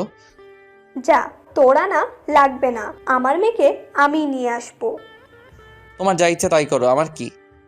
আর কিছু না বলে বাসা থেকে বেরিয়ে গেলাম। এরপর একটা সিএনজি নিয়ে সোজা অফিসে গেলাম। বিকালে অফিস শেষ করে বন্ধুদের সাথে আড্ডা দিয়ে বেশ রাত করে বাসায় ফিরলাম। বাসায় এসে দেখি তামান্না চলে এসেছে। আমি কিছু না বলে ফ্রেশ হয়ে রুমে গিয়ে শুয়ে পড়লাম। একটু পর তামান্না এসে বলল, শিহাব, তুমি আমাকে ভুলেই গেছো। একটাবার খবর নাও না আমি কেমন আছি, কি করছি।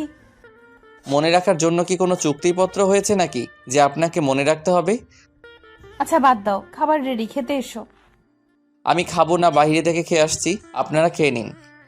তাহলে আর কিছু না বলে রুম থেকে চলে গেল। আমি রুমে শুয়ে শুয়ে ফেসবুকিং করছি। একটু পর তামান্না আসলো। দেখে মনে হয় খাওয়া দাওয়া শেষ করে আসলো। রুমে এসে আমার সামনে বারবার হাঁটাহাঁটি করছে, তাই দেখে আমি ওকে বললাম, আপনি এখানে কেন এসেছেন? মানে আপনি এই বাসায় কেন এসেছেন? আপনার চাওয়া পাওয়া তো আমি পূরণ করে দিয়েছি, আবার কি? তুমি এভাবে কথা বলছো কেন? বললাম তো আগের ঘটনার জন্য আমি সরি। এসব বলে লাভ নাই। আপনি ডিভোর্স চাইছেন, আমি ডিভোর্স দিয়ে দিছি। এখন থেকে আপনি আপনার মতো আর আমি আমার মতো। আমি এসব মানি না। আমি আম্মুকে ছাড়া থাকতে পারবো না। আম্মু যেদিন নিজে আমাকে বাড়ির থেকে বের করে দিবে আমি সেদিন চলে যাব। আমি আর কিছু না বলে শুয়ে শুয়ে মোবাইল চালাচ্ছি। একটু পর তামান্না এসে বিছানায় উঠতে লাগলো।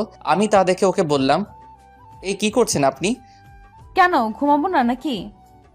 ঘুমাবেন ঠিক আছে, কিন্তু খাটে কি? আপনি মনে হয় ভুলে গেছেন এটা আমার রুম, আমার খাট, তাই আপনি আমার খাটে ঘুমাতে পারবেন না। তো কোথায় ঘুমাবো? যেখানে খুশি ঘুমাও, কিন্তু বিছানায় ঘুমাতে পারবেন না। তাহলে আমি একটা বালিশ তামান্নার হাতে দিলাম। তামান্না বালিশটা নিয়ে সোফায় গিয়ে শুয়ে পড়লো। এখন দেখো কেমন লাগে সোফায় ঘুমাতে। আমাকে অনেক জ্বালাইছো, এখন তুমি একটু ফল ভোগ করো। আমি আর কিছু না বলে পাশ কাটিয়ে শুয়ে পড়লাম। মাঝরাতে কিছু একটা শব্দে ঘুমটা ভেঙে গেল। ঘুম ভাঙতেই তাকিয়ে দেখি তামান্না নাক টেনে কান্না করছে। তাই নাকি? আমি বললাম, এ আপনার সমস্যা কি? এসব ন্যাকা কান্না মানে কি? তোমার এত কিছু জানতে হবে না। আমার জানার কোনো প্রয়োজন নাই। আপনি অন্য কোথাও গিয়ে কাঁদেন, এখানে না। সকালে আমার অফিস আসছে, ঘুমাতে হবে। আমার ঘুমের ডিস্টার্ব হচ্ছে। আমি বারণ করে পরে তামান্না কান্না করেই যাচ্ছে। আর একবার ন্যাকা কান্না করলে কিন্তু একটা লাথি দিয়ে সোফা থেকে ফেলে দেব। যত সব আজাইরা। তামান্না আর কিছু না বলে ওয়াশরুমের দিকে চলে গেল। আমিও মনে মনে বলছি, এবার ঠেলা সামলাও জানো, আমিও অনেক কষ্ট পাইছি তোমার আচরণে। এখন দেখো কষ্ট পাইতে কেমন লাগে। এসব ভাবতে ভাবতে কখন যে ঘুমিয়ে গেছি মনে নেই। সকালে ঘুম থেকে উঠে দেখি তামান্না আমার আগে ঘুম থেকে উঠে গেছে। তারপর আমি ঘুম থেকে উঠে ফ্রেশ হয়ে নাস্তা করে অফিসে চলে গেলাম। অফিস শেষে সানিয়া আর আইমানকে কল করে পুকুর পাড়ে আসতে বললাম। আমি পুকুর পাড়ে এসে দেখি আমার আগেই ওরা এসে বসে আছে। কিরে, কি অবস্থা তোদের? বেকার মানুষের আবার অবস্থা। আমরা তো আর তোর মতো টাকা ইনকাম করতে পারছি না, বাপের টাকায় বসে বসে খাচ্ছি। আচ্ছা বাদ দে, চল ওই পাশে গিয়ে বসি। চল। তারপর ওই পাশে গিয়ে বসে কথা বলতে লাগলাম। কি রে তামান্না, কি খবর এখন? ভালোই। যাক, ভালো হলেই ভালো। কিন্তু দোস্ত, আমি একটা বিষয় কিছুতেই বুঝতে পারছি না। কি? তামান্নাকে ডিভোর্স দিলাম, সেটার কোনো খবর নাই, আবার আমার বাড়ি থেকেও যাচ্ছে না। আরে বোকা, ও যাবে কি করে? ও তো এখন তোকে ভালোবেসে ফেলেছে। আচ্ছা দোস্ত, যা হয়েছে সব ভুলে যা। এখন সবকিছু ঠিক করে নিয়ে নতুন করে জীবন শুরু কর, এটাই ভালো হবে। আরে না না, তাও আরো কিছু শাস্তি দিতেই হবে। এই শিহাব শোন। চল। তামান্না তোকে কলেজের সবার সামনে অপমান করেছে না? তুইও কি ওকে কলেজের সবার সামনে অপমান করবি? সেটা কি করে? আচ্ছা তাহলে শোন।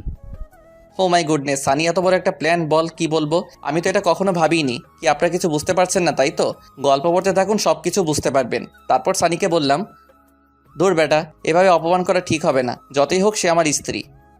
আরে বেটা, সমস্যা নাই, এখন একটু শাস্তি দে, পরে একটু বেশি করে আদর করে দিস, তাহলেই হয়ে যাবে। হা হা হা। আর আমি তুই আর ভালো হইলি না। আচ্ছা, কি কলেজে যাবি নাকি অফিসে যাবি, কোনটা? দুটোই। অফিসও করব, আবার কলেজও করব। বসকে বললেই ছুটি দিয়ে দিবে। আচ্ছা, তাহলে তো তোর আর কোনো সমস্যা নাই। এরপর আরও কিছুক্ষণ সবাই মিলে বসে আড্ডা দিলাম। তারপর আমি বাসায় ফিরলাম। বাসায় ফিরে ফ্রেশ হয়ে নাস্তা করে সানির প্ল্যান অনুযায়ী মোবাইলটা সাইলেন্ট করে কানে ধরে কথা বলার অভিনয় করতে লাগলাম। পাশেই তামান্না ছিল। মানুষ প্রেম করে যেমন রোমান্টিক কথা বলে, আমি তেমনই রোমান্টিক কথা বলছি। এসব দেখে রেগে ফুলতে লাগলো।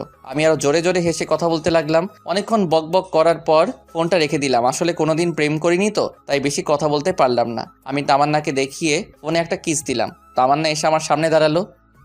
কিছু বলবেন? মেয়েটাকে? তা দিয়ে আপনার কি কাজ? অনেক কাজ আছে, সেটা তোমার না জানলেও চলবে। আগে বলো মেয়েটাকে। আমার ভবিষ্যৎ বউ আবার কে? বাসায় বউ রেখে অন্য মেয়ের সাথে কথা বলতে লজ্জা করে না?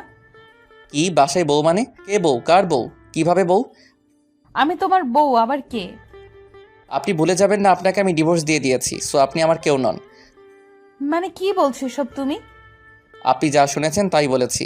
আর হ্যাঁ, আমার কোনো পার্সোনাল ব্যাপারে আপনি নাক গলাতে আসবেন না। আমি আম্মুকে বলে আপনাকে আপনার বাসায় পাঠানোর ব্যবস্থা করছি। শিহাব, আমি যা করেছি তার জন্য সত্যি আমি অনেক লজ্জিত। প্লিজ আমাকে মাফ করে দাও, আমি সরি তো। আমি ওর হাত আমার হাত থেকে এক ঝাড়ি দিয়ে ছাড়িয়ে নিলাম। এরপর আমি সেখান থেকে রাগ দেখিয়ে ছাদে চলে গেলাম। তারপর ছাদে গিয়ে দরজা আটকে দিয়ে একা একা লুঙ্গি ডান্স করতে লাগলাম। ফকিনি, যখন আমি তোর পিছনে ঘুরতাম, পাগলের মতো ভালোবাসতাম, তখন তুই আমার 2 টাকার দামও দিতি না। এবার দেখ কেমন লাগে।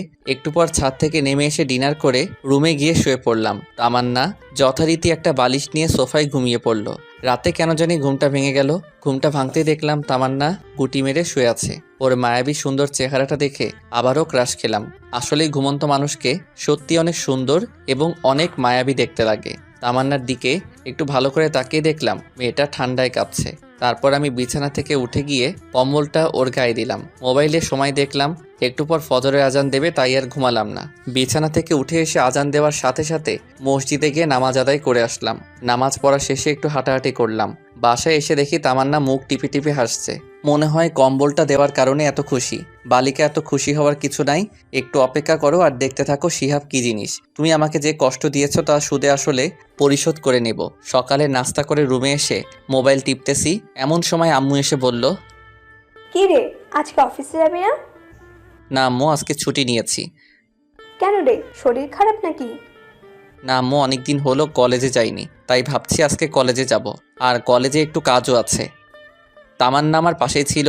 ও আমার কলেজে যাওয়ার কথা শুনে আম্মুকে বলল, আমি বলছিলাম কি, আমিও তো অনেক দিন হলো কলেজে যাই না, আর পড়াশোনাটাও ঠিকভাবে হচ্ছে না। যদি আজকে শিহাবের সাথে কলেজে যাই তাহলে কি কোনো সমস্যা হবে? আরে আমার আবার কি সমস্যা হবে? তোরা দুজন কলেজে যাবি, যা। ধন্যবাদ আম্মু।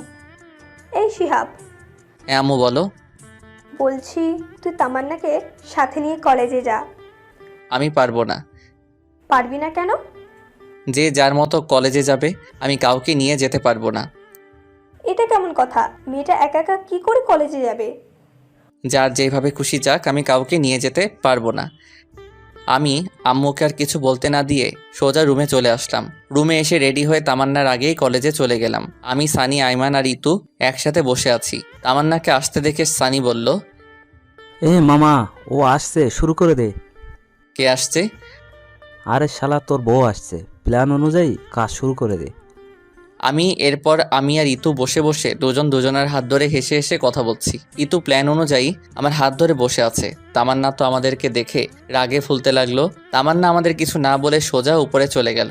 আমরা তো সবাই হাসতে হাসতে শেষ। আমরা কেউই আজ ক্লাস করিনি। সবাই বসে বসে আড্ডা দিচ্ছি। তামান্না উপর থেকে বারবার আমাদের দিকে তাকাচ্ছিল। আমি অভিনয়টা বেশ ভালো করে চালিয়ে যাচ্ছি না? যে কেউ দেখলে বলবে আমরা দুজন দুজনকে অনেক ভালোবাসি, কিন্তু এটা ছিল আমাদের প্ল্যান। এভাবে 2 ঘন্টা পার হয়ে গেল। 2 ঘন্টা পর তামান্না ও তার বান্ধবীরা একসাথে আমার দিকে আসছে। সানি আর আইমান ওদের দেখে গান গাইতে লাগলো। আমার এই বাজে স্বভাব কোনোদিনও যাবে না। একটা সিনিয়র মেয়ে এসে সানিকে বলল, যখন একটা কানের নিচে পড়বে এমনিতেই বাজে স্বভাব চলে যাবে। আমি তখনও ইতুর হাত ধরে বসে আছি। আর আমার এমন আচরণ দেখে তামান্না বলল, ছি শিহাব, তোমার লজ্জা করে না? কেন আমার লজ্জা করবে কেন? আমি কি ল্যাংটা হয়ে আছি নাকি? ল্যাংটা হয়ে না থাকলেও তার থেকে অনেক খারাপ কিছু করছো। বাসায় বউ রেখে এখানে অন্য একটা মেয়ের সাথে। ছি। ওয়েট, বউ মানে কার কথা বলছেন? কার সাথে আবার বলবো? আমার সাথে বলছি। হোয়াট? কে আপনি? আপনাকে তো আমি চিনিই না। কি বললে? তুমি আমাকে চেনো না?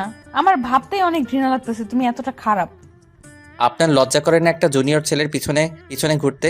আপনাকে তো আমি পাত্তাও দেই না, তাহলে কেন বারবার আমার পিছনে আসেন? এতক্ষণে পুরো ক্যাম্পাসের ছেলে মেয়ে সবাই আমাদের দিকে তাকিয়ে আছে। তামান্না তো লজ্জায় মাথা নিচু করে আছে। দেখলাম ওর চোখের কোণায় পানি। কান্না করতে করতে কলেজ থেকে বাইরে চলে গেল। আমার নিজেরও একটু খারাপ লাগছে। ব্যাপারটা আসলে একটু বাড়াবাড়ি হয়ে গেছে। পরে আমি, সানি আর আইমান কলেজ থেকে বেরিয়ে গেলাম আর ইতুকে একটা ধন্যবাদ দিয়ে আসলাম। এরপর আমরা বাহিরে কিছুক্ষণ আড্ডা দিলাম। অবশেষে আমরা বাসায় চলে গেলাম। বাসায় গিয়ে দেখি তামান্না ওর সবকিছু গুছিয়ে নিয়ে বাড়ি থেকে চলে যেতে যাচ্ছে। এদিকে আম্মু ওকে অনেক বোঝাচ্ছি, কিন্তু কোনো কিছুতেই বুঝতে চাচ্ছে না। তামান্না সবকিছু ভুলে ব্যাগ নিয়ে বাপের বাড়ি চলে গেল। এদিকে আম্মু ঠাস ঠাস করে আমাকে চর মারতে লাগলো। আমাকে চর মারতে মারতে আম্মু বলল, কুলাঙ্গার একটা ছেলে, তোর কারণে আজকে আমার মেয়েটা বাড়ি থেকে চলে গেল। আমার মেয়েটার যদি কিছু হয় তাহলে তোর অবস্থা আমি খারাপ করব। আমার কথা শুনে আমার মাথায় বাজ পড়লো। নিজের ছেলের কোনো খোঁজ নেই, ছেলের বউ নিয়ে পড়ে আছে। আমার সাথে রাগারাগি করে আমি ছাদে চলে গেলাম। ছাদে গিয়ে বসে আছি। আমার অনেক খারাপ লাগছে, কারণ আজকে একটু বেশি বাড়াবাড়ি হয়ে গেছে। কিন্তু কি করব, ও আমার সাথে যা যা করেছে তার ফল ওকে পেতেই হবে। কিন্তু মনে হচ্ছে ওর সাথে একটু বেশি করে ফেলেছি। কি করব কিছুই বুঝতে পারছি না। সানিকে একটা কল দিলাম। কিরে, কই তুই? এই দুপুরবেলা বাসা ছাড়া কই থাকবো? কোনো সমস্যা হয়েছে নাকি? হ্যাঁ, সমস্যা তো একটা হয়েছে। আবার কি সমস্যা হলো? ফোনে বলা যাবে না, তুই তাড়াতাড়ি পুকুর পাড়ে চলে আয়। আমি আইমানকেও বলে দিচ্ছি। শোন, তোকে আইমানকে বলতে হবে না, তুই চলে আয়, আমি বলছি ওকে। আচ্ছা ঠিক আছে, তাড়াতাড়ি পুকুর পাড়ে চলে আয়। আচ্ছা ঠিক আছে, কিন্তু কখন আসবি? আসরের নামাজ পড়ে চলে আয়। আচ্ছা ঠিক আছে। এখন ফোনটা রেখে ছাদ থেকে নিচে চলে আসি। নিচে এসে দেখি আম্মু না খেয়ে আমার জন্য টেবিলে খাবার রুমে চলে গেছে। আমি আম্মুর রুমে গিয়ে আম্মুকে বললাম, কি ব্যাপার, আম্মু খাবে না? তোর খাবার তুই খা, আমি আমার মেয়েকে ছাড়া খাবো না। এই মহা যন্ত্রণা দূর আর ভালো লাগে না। এই বলে আমি আম্মুর রুম থেকে বেরিয়ে আসলাম। আমিও কিছু খেলাম না, না খেয়ে রুমে গিয়ে ঘুমানোর চেষ্টা করছি, কিন্তু ঘুম আসছে না। পরে উঠে বাইরে চলে গেলাম। তারপর আসরের নামাজ পড়ে পুকুর পাড়ে চলে গেলাম। সেখানে গিয়ে দেখি সানি আর আইমান পুকুর পাড়ে বসে আছে। আমি ওদের কাছে গিয়ে বললাম, কিরে তোরা আসছিস? কিন্তু তোর মোবাইল বন্ধ কেন? আমি মোবাইলটা হাতে নিয়ে দেখি মোবাইলটা বন্ধ হয়ে আছে। সরি, ফোনে চার্জ নাই। আচ্ছা বল, কি সমস্যা? এখন ওদের দুজনকে সবকিছু খুলে বললাম। আমার কথা শুনে আইমান বলল, শিহাব, আমার মনে হয় তোর এখন তামান্নাদের বাসায় যাওয়া উচিত। দূর, আমি সেখানে গিয়ে কি করব? তুই তামান্নার কাছে সবকিছুর জন্য মাপ চাইবি, আর ওকে বলবি ডিভোর্স পেপারটা নকল ছিল। কি বলিস, নকল ডিভোর্স পেপার মানে? হ্যাঁ, আমি জানতাম একদিন সবকিছু ঠিক হয়ে যাবে, তাই তোর সাথে একটু অভিনয় করছি। শালা, তোরা তো মির্জাফরের থেকে অনেক বড় প্রতারক। আচ্ছা, এসব এখন বাদ দে তো। তুই তামান্নাদের বাড়িতে যাবি কিনা তাই বল। শালা, তোরা আমার সাথে যা করলি, আমি কোথাও যাব না। তাহলে বসে বসে আঙুল চোষ। তামান্না কি আমাকে মেনে নিবে? দেখলি না, তামান্না তোকে অন্য কারোর সাথে সহ্য করতে পারে না। সেটা তো আগে ছিল, কিন্তু কাল কলেজে ওর সাথে যা করলাম, তারপরেও কি ও আমাকে মেনে নিবে? চেষ্টা করতে তো আর নিষেধ নেই নাকি? তোকে তো আগেই বলেছিলাম, যা করবি চিন্তা ভাবনা করে করবি। শালা, তুই চুপ থাক। আজ তোর বুদ্ধিতেই এমন হয়েছে। আজ তোর কথা না শুনলে কিছুই হতো না। আরে আমি কি জানতাম নাকি যে তামান্না ওর বাবার বাসায় চলে যাবে? আচ্ছা, এখন সব বাদ দে তো। এখন কি করা যায় সেটা ভাব। আচ্ছা চল, কিছু খেয়ে আসি আগে। তোর তো খাওয়া ছাড়া আর কোনো কথাই নেই। এই, তুই কি এখন ওদের বাসায় যাবি? না, যাব না। যদি যেতেই হয় তাহলে কাল যাব। ওদের সাথে আরও কিছুক্ষণ আড্ডা দিলাম। কিছুক্ষণ পর বাসায় গেলাম। রাত প্রায় 10টা, কিন্তু আম্মু খাইতে আসলো না। একা খাইতে বসছি, এমন সময় তামান্নার আম্মু ফোন দিল। হ্যালো। পুরোটা বলার আগেই তামান্নার আম্মু কান্না করে দিল। বাবা, তুমি কই? আমি তো বাসায়। আপনি কান্না করছেন কেন? কোনো সমস্যা হলো নাকি? তামান্না? আর কিছু না বলেই কল কেটে দিল। আমি আবার কল দিলাম, কিন্তু কল আর কেউ ধরছে না। না, আর বসে থাকা যায় না। তামান্নার যে আবার কি হয়েছে আল্লাহ ভালো জানে। আমি সানিয়া রায়মানকে কল করে রেডি হতে বললে আমি বাসা থেকে বের হয়ে একটা সিএনজি নিলাম। মাঝপথে সানিয়া রায়মানকে তুলে নিলাম। তারপরে আইমান আমাকে বলল, কিরে, এত রাতে আবার কি হলো? একটু আগে তামান্নার আম্মু ফোন করে কান্না করতে লাগলো। কিছুই বুঝলাম না। কেন, আবার কি হয়েছে? আমি তো জানি না। আমায় তো কিছুই বললো না, শুধু কান্না করছিল আর হুট করে কল কেটে দিল। তারপর আমি অনেকবার কল করলাম, কিন্তু ধরলো না। আল্লাহ জানেন কি হয়েছে। ওদের সাথে কথা বলতে বলতে তামান্নার বাসার সামনে চলে আসলাম। অনেকবার কলিং বেল বাজালাম, কিন্তু ভেতর থেকে কারো কোনো আওয়াজ নেই। দরজা ধাক্কা দিলাম, কিন্তু তাতেও কোনো কাজ হলো না। পরে সানি বলল দরজা ভেঙে ফেলতে। তারপর দরজা ভাঙার চেষ্টা করলাম, কিন্তু পারছিলাম না। তিনজনে অনেক কষ্ট করার পর দরজা ভেঙে ফেললাম। দরজা ভাঙার পর ভিতরে গিয়ে তো আমার মাথায় আকাশ ভেঙে পড়লো। তামান্নার বাম হাতটা কাটা, ফিনকি দিয়ে রক্ত বের হচ্ছে। তামান্না অচেতন অবস্থায় পড়ে আছে। রক্তে পুরো ফ্লোর লাল হয়ে গেছে। অতিরিক্ত রক্তক্ষরণের কারণে তামান্না জ্ঞান হারিয়ে ফেলেছে। ওর এই অবস্থা দেখে তো আমি ভয়ে কাঁপতে লাগলাম। আমি কি করব কিছু বুঝতে পারছি না। আচ্ছা, তামান্না এখানে পড়ে আছে, কিন্তু ওর মা কোথায়? তামান্নার মাকে খোঁজার জন্য তামান্নার মায়ের রুমে গেলাম। তামান্না মায়ের রুমে গিয়ে দেখলাম তামান্নার আম্মু খাটের উপর উল্টা হয়ে পড়ে আছে। খাটের উপর পা পিছলে পড়ে মাথায় আঘাত খেয়ে অজ্ঞান হয়ে আছে। দেখে মনে হচ্ছে তাড়াহুড়ো করতে গিয়ে পা মোচড় খেয়ে খাটের উপর জোরে পড়ে গেছে, যার কারণে মাথায় আঘাত লেগে অজ্ঞান হয়ে গেছে। কি করব কিছুই বুঝতে পারছি না। আমার শার্টটা খুলে তামান্নার হাত বেঁধে নিলাম, যাতে আর রক্ত না বের হয়। এরপর দুজনকে একসাথে হাসপাতালে নিয়ে গেলাম। ওদের দুজনকে এমার্জেন্সিতে দিয়ে আমি বাহিরে অপেক্ষা করছি। নিজের অজান্তেই চোখ দিয়ে পানি ঝরতে লাগলো। আজ শুধু আমার জন্যই এমন অবস্থা হলো। আমি যদি আজ এমনটা না করতাম তাহলে আজ কিছুই হতো না। তামান্নার জ্ঞান ফিরলেই ওর কাছে মাপ চেয়ে নিব। এরপর আমি সানি আর আইমানকে বললাম বাসায় চলে যেতে, কিন্তু ওরা গেল না। একটু পর ডাক্তার বাহিরে এসে বলল, আচ্ছা, রোগী আপনার কি হয়?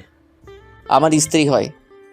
আছে, শুনুন, রোগীর অতিরিক্ত রক্তক্ষরণ হয়েছে, জরুরি রক্তের ব্যবস্থা করুন। জি বলুন, কোন গ্রুপের রক্ত লাগবে? আমরা এখানে 3 জন আছি। A B positive. আমার এ পজিটিভ। আমার ও পজিটিভ। আমার বি পজিটিভ। আচ্ছা, আপনারা 3 জনেই আসেন। এরপর তিনজনেই রক্ত দিলাম। একটু পর শাশুড়ি আমার জ্ঞান ফিরল, উনি ঘুমাচ্ছে। এদিকে আমি তামান্নার কাছে গিয়ে ওর পাশে বসলাম। আমি নিশ্চুপ হয়ে তামান্নার দিকে তাকিয়ে আছি। তারপর ওর হাতটা ধরে ওর মায়াবী মুখটা দেখতে দেখতে কখন ঘুমিয়ে গেছি বুঝতেই পারিনি। সকালে ঘুম ভাঙলো কারো হাতের স্পর্শে। তাকিয়ে দেখি তামান্না আমার মাথায় হাত বুলাচ্ছে। আমার ঘুম ভাঙা দেখে ও মুখটা অন্যদিকে ঘুরিয়ে কালো করে বসে রইল। সেটা দেখে আমি তামান্নাকে বললাম, কি ব্যাপার, আপনি এমন করলেন কেন?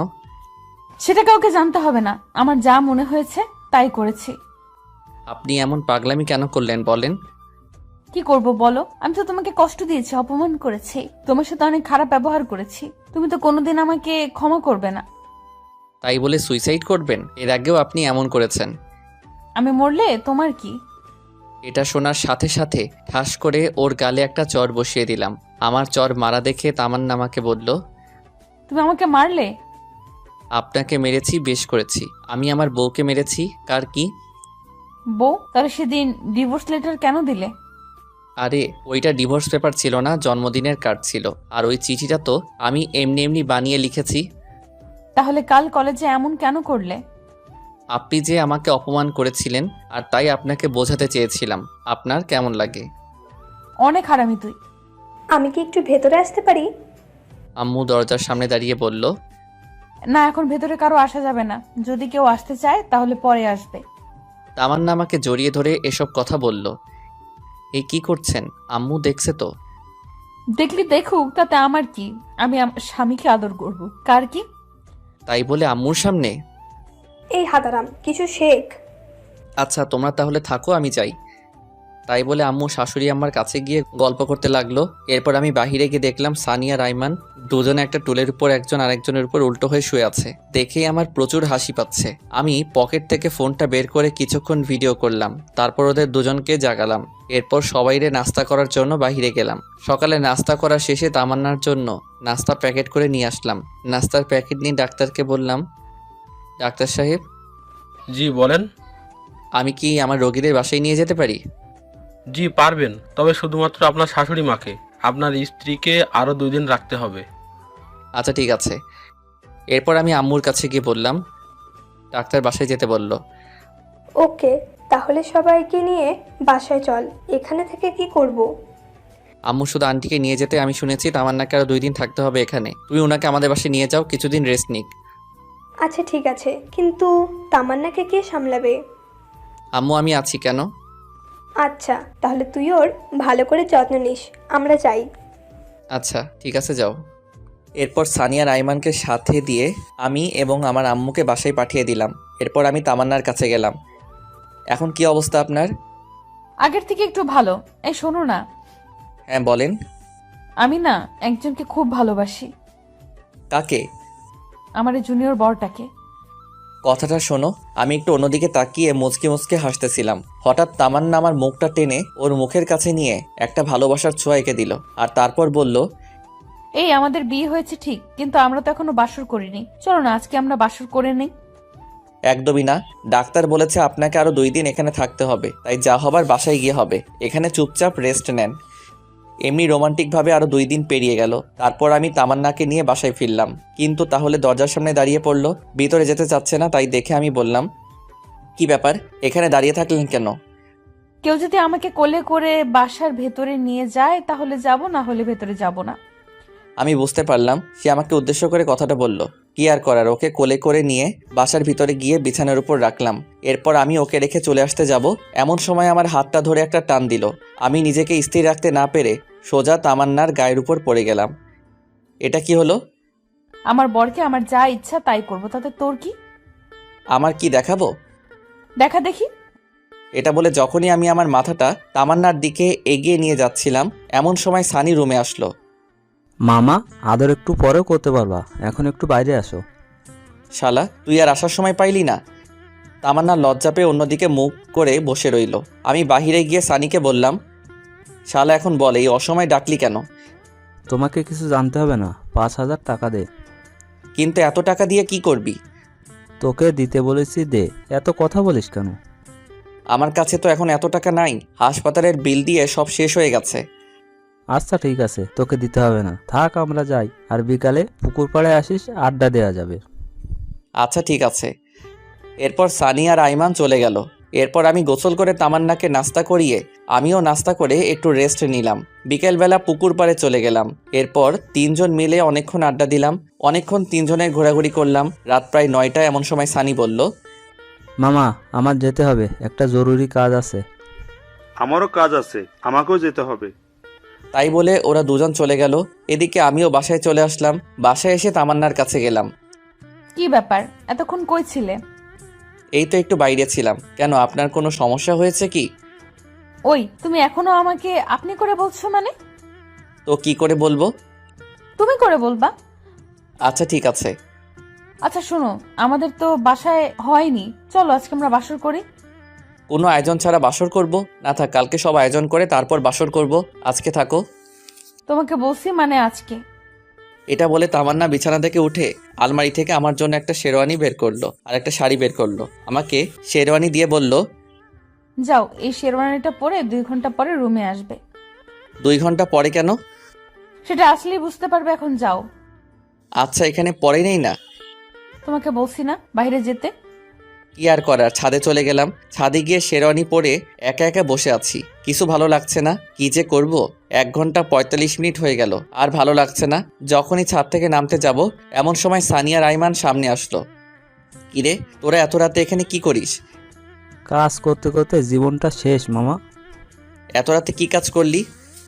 আরে শালা, তোর বাসর ঘর সাজানো। তোদের কে সাজাতে বলেছেন? কেউ না, আমরা নিজেরাই সাজিয়েছি। এখন তাড়াতাড়ি নিচে যা, তামান্না তোর জন্য অপেক্ষা করছে। একটু আড্ডা দিয়ে তারপর যাই। আজকে কোনো আড্ডা হবে না, তুই যা, তোর জন্য আজকে স্পেশাল দিন। ওকে। তারপর আমি রুমের সামনে গিয়ে দাঁড়িয়ে আছি। কেমন যেন ভয় লাগছে, আবার লজ্জা লাগছে। কিছুক্ষণ আগেও তো তামান্নার সাথে কথা বলে আসলাম, তাহলে এখন লজ্জা লাগছে কেন? তোর যা হওয়ার হবে, আগে ভিতরে তো যাই। এরপর 1 কেজি সাহস নিয়ে ভিতরে চলে গেলাম। ভিতরে গিয়ে দেখি তামান্না একটা লম্বা ঘোমটা দিয়ে বিছানার উপর বসে আছে। আমাকে দেখে বিছানা থেকে নেমে আমার পা ছুঁয়ে সালাম করতে যাবে, এমন সময় আমি ওর হাত ধরে বললাম, আরে আরে কি করছো? দেখছো না সালাম করতেছি। আরে, জুনিয়রদের সালাম করতে হয় না? কে বলেছে তুমি আমার জুনিয়র? মাত্র 1 বছর, এটা কোনো ব্যাপার না। আর স্বামী হিসাবে তুমি সবসময় আমার উপরে থাকবে। ঠিক আছে মহারানী, কিন্তু আপনাকে আমার পা ছুঁয়ে সালাম করতে হবে না। আপনার জায়গা আমার পায়ে নয়, এই বুকে, বুঝলেন? হ্যাঁ বুঝলাম, এখন চলো। কোথায় যাব? ছাদে। ছাদে কেন? চাঁদ দেখবো তাই। আচ্ছা ঠিক আছে, চলো। এভাবে তো যাব না। তাহলে কিভাবে যাবে? আমাকে কোলে করে নিয়ে যেতে হবে। ওরে আল্লাহ, কি বলেন এইসব? এখন কোলে করে নিয়ে চলো, না হলে সারা রাত সোফায় ঘুমাতে হবে। কি আর করবো, হাতিটাকে কোলে করে নিয়ে ছাদে গেলাম। ছাদে গিয়ে ওকে নামিয়ে দিয়ে আমি হাঁপাতে লাগলাম। ওরে আল্লাহ, একটা মেয়ে মানুষ এত ওজন হয় কি করে? এইটুকুতেই এই অবস্থা? এখন থেকে রোজ কোলে করে নিয়ে আসতে হবে। মানে? সব কথার মানে বলতে হয় না, কিছু কথার মানে বুঝে নিতে হয়। আচ্ছা চলো, কিছুক্ষণ হাঁটাহাঁটি করি। ওকে। তারপর দুজন কিছুক্ষণ হাঁটাহাঁটি করার পর তাদের একটা কোনায় গিয়ে দুজনে বসলাম। তামান্নাও আমার পাশেই বসে। আমি উপরের দিকে তাকিয়ে বসে আছি আর ভাবছি, এই এত কি ভাবছো? আল্লাহ আমাকে পরীক্ষায় ফেলেছে, সেটার কি উত্তর দিব সেটাই ভাবছি। কি পরীক্ষা? আল্লাহ আমাকে 2টা চাঁদ দিয়েছে, একটা ওই উপরে আর একটা আমার পাশে। এখন আমাকে বলতেছে কোনটা আমার কাছে বেশি গুরুত্বপূর্ণ। তো কোনটা তোমার কাছে গুরুত্বপূর্ণ? উপরেরটা তো শুধু রাতে আমার সাথে থাকবে, কিন্তু সকাল হলেই হারিয়ে যাবে। কিন্তু পাশেরটা সব সময় থাকবে। কিন্তু কথা হচ্ছে, যদি কখনো পাশে থাকা চাঁদটা চলে যায়, তাই ভাবছি কোনটা আমার জন্য গুরুত্বপূর্ণ। এটা শুনে তামান্না আমার হাত ধরে আমার কাঁধে মাথা রেখে বলল, এই তোমার হাত ধরে ধরে কসম করছি পুরো পৃথিবী ছেড়ে দেব, কিন্তু তোমার হাত কখনো ছাড়বো না। তাই নাকি? তাই। এই শোনো না, বলেন। আমার না টুইন বেবি অনেক পছন্দ। তো আমাকে কি করতে হবে? তোমাকে কিছু করতে না, যা করার আমি নিজেই করব। কি করবে? সময় হলেই দেখতে পারবে। এখন রুমে চলো। ওকে চলেন। ওইভাবেই যাও কেন? তাহলে কিভাবে যাব? যেভাবে কোলে করে নিয়ে এসেছিলে সেভাবেই কোলে করে নিয়ে যাও। কি আর করার, আবারও কোলে করে নিয়ে গেলাম। খাটে রেখে আমি ওয়াশরুমের দিকে যাচ্ছি, এমন সময় আমার কলার ধরে টান দিয়ে বলল, আই কই যাস? এই তো একটু আসছি। তোকে যে টুইন বেবির কথা বললাম ভুলে গেছিস? এটা বলে আমাকে একটা টান দিয়ে খাটে ফেলে দিল। একা দুজন হারিয়ে গেলাম ভালোবাসার এক অজানা ভুবনে। আপনারা এখনো বসে আছেন? আরে ভাই, অনেক কিছুই তো দেখলেন, এখন আমাদেরকে আমাদের মতো একটু কাজ করতে দিন। আর আপনারা আপনাদের জীবনসঙ্গীর সাথে একটু খুনসুটি করেন। এখন যে যার মতো বাসায় যান।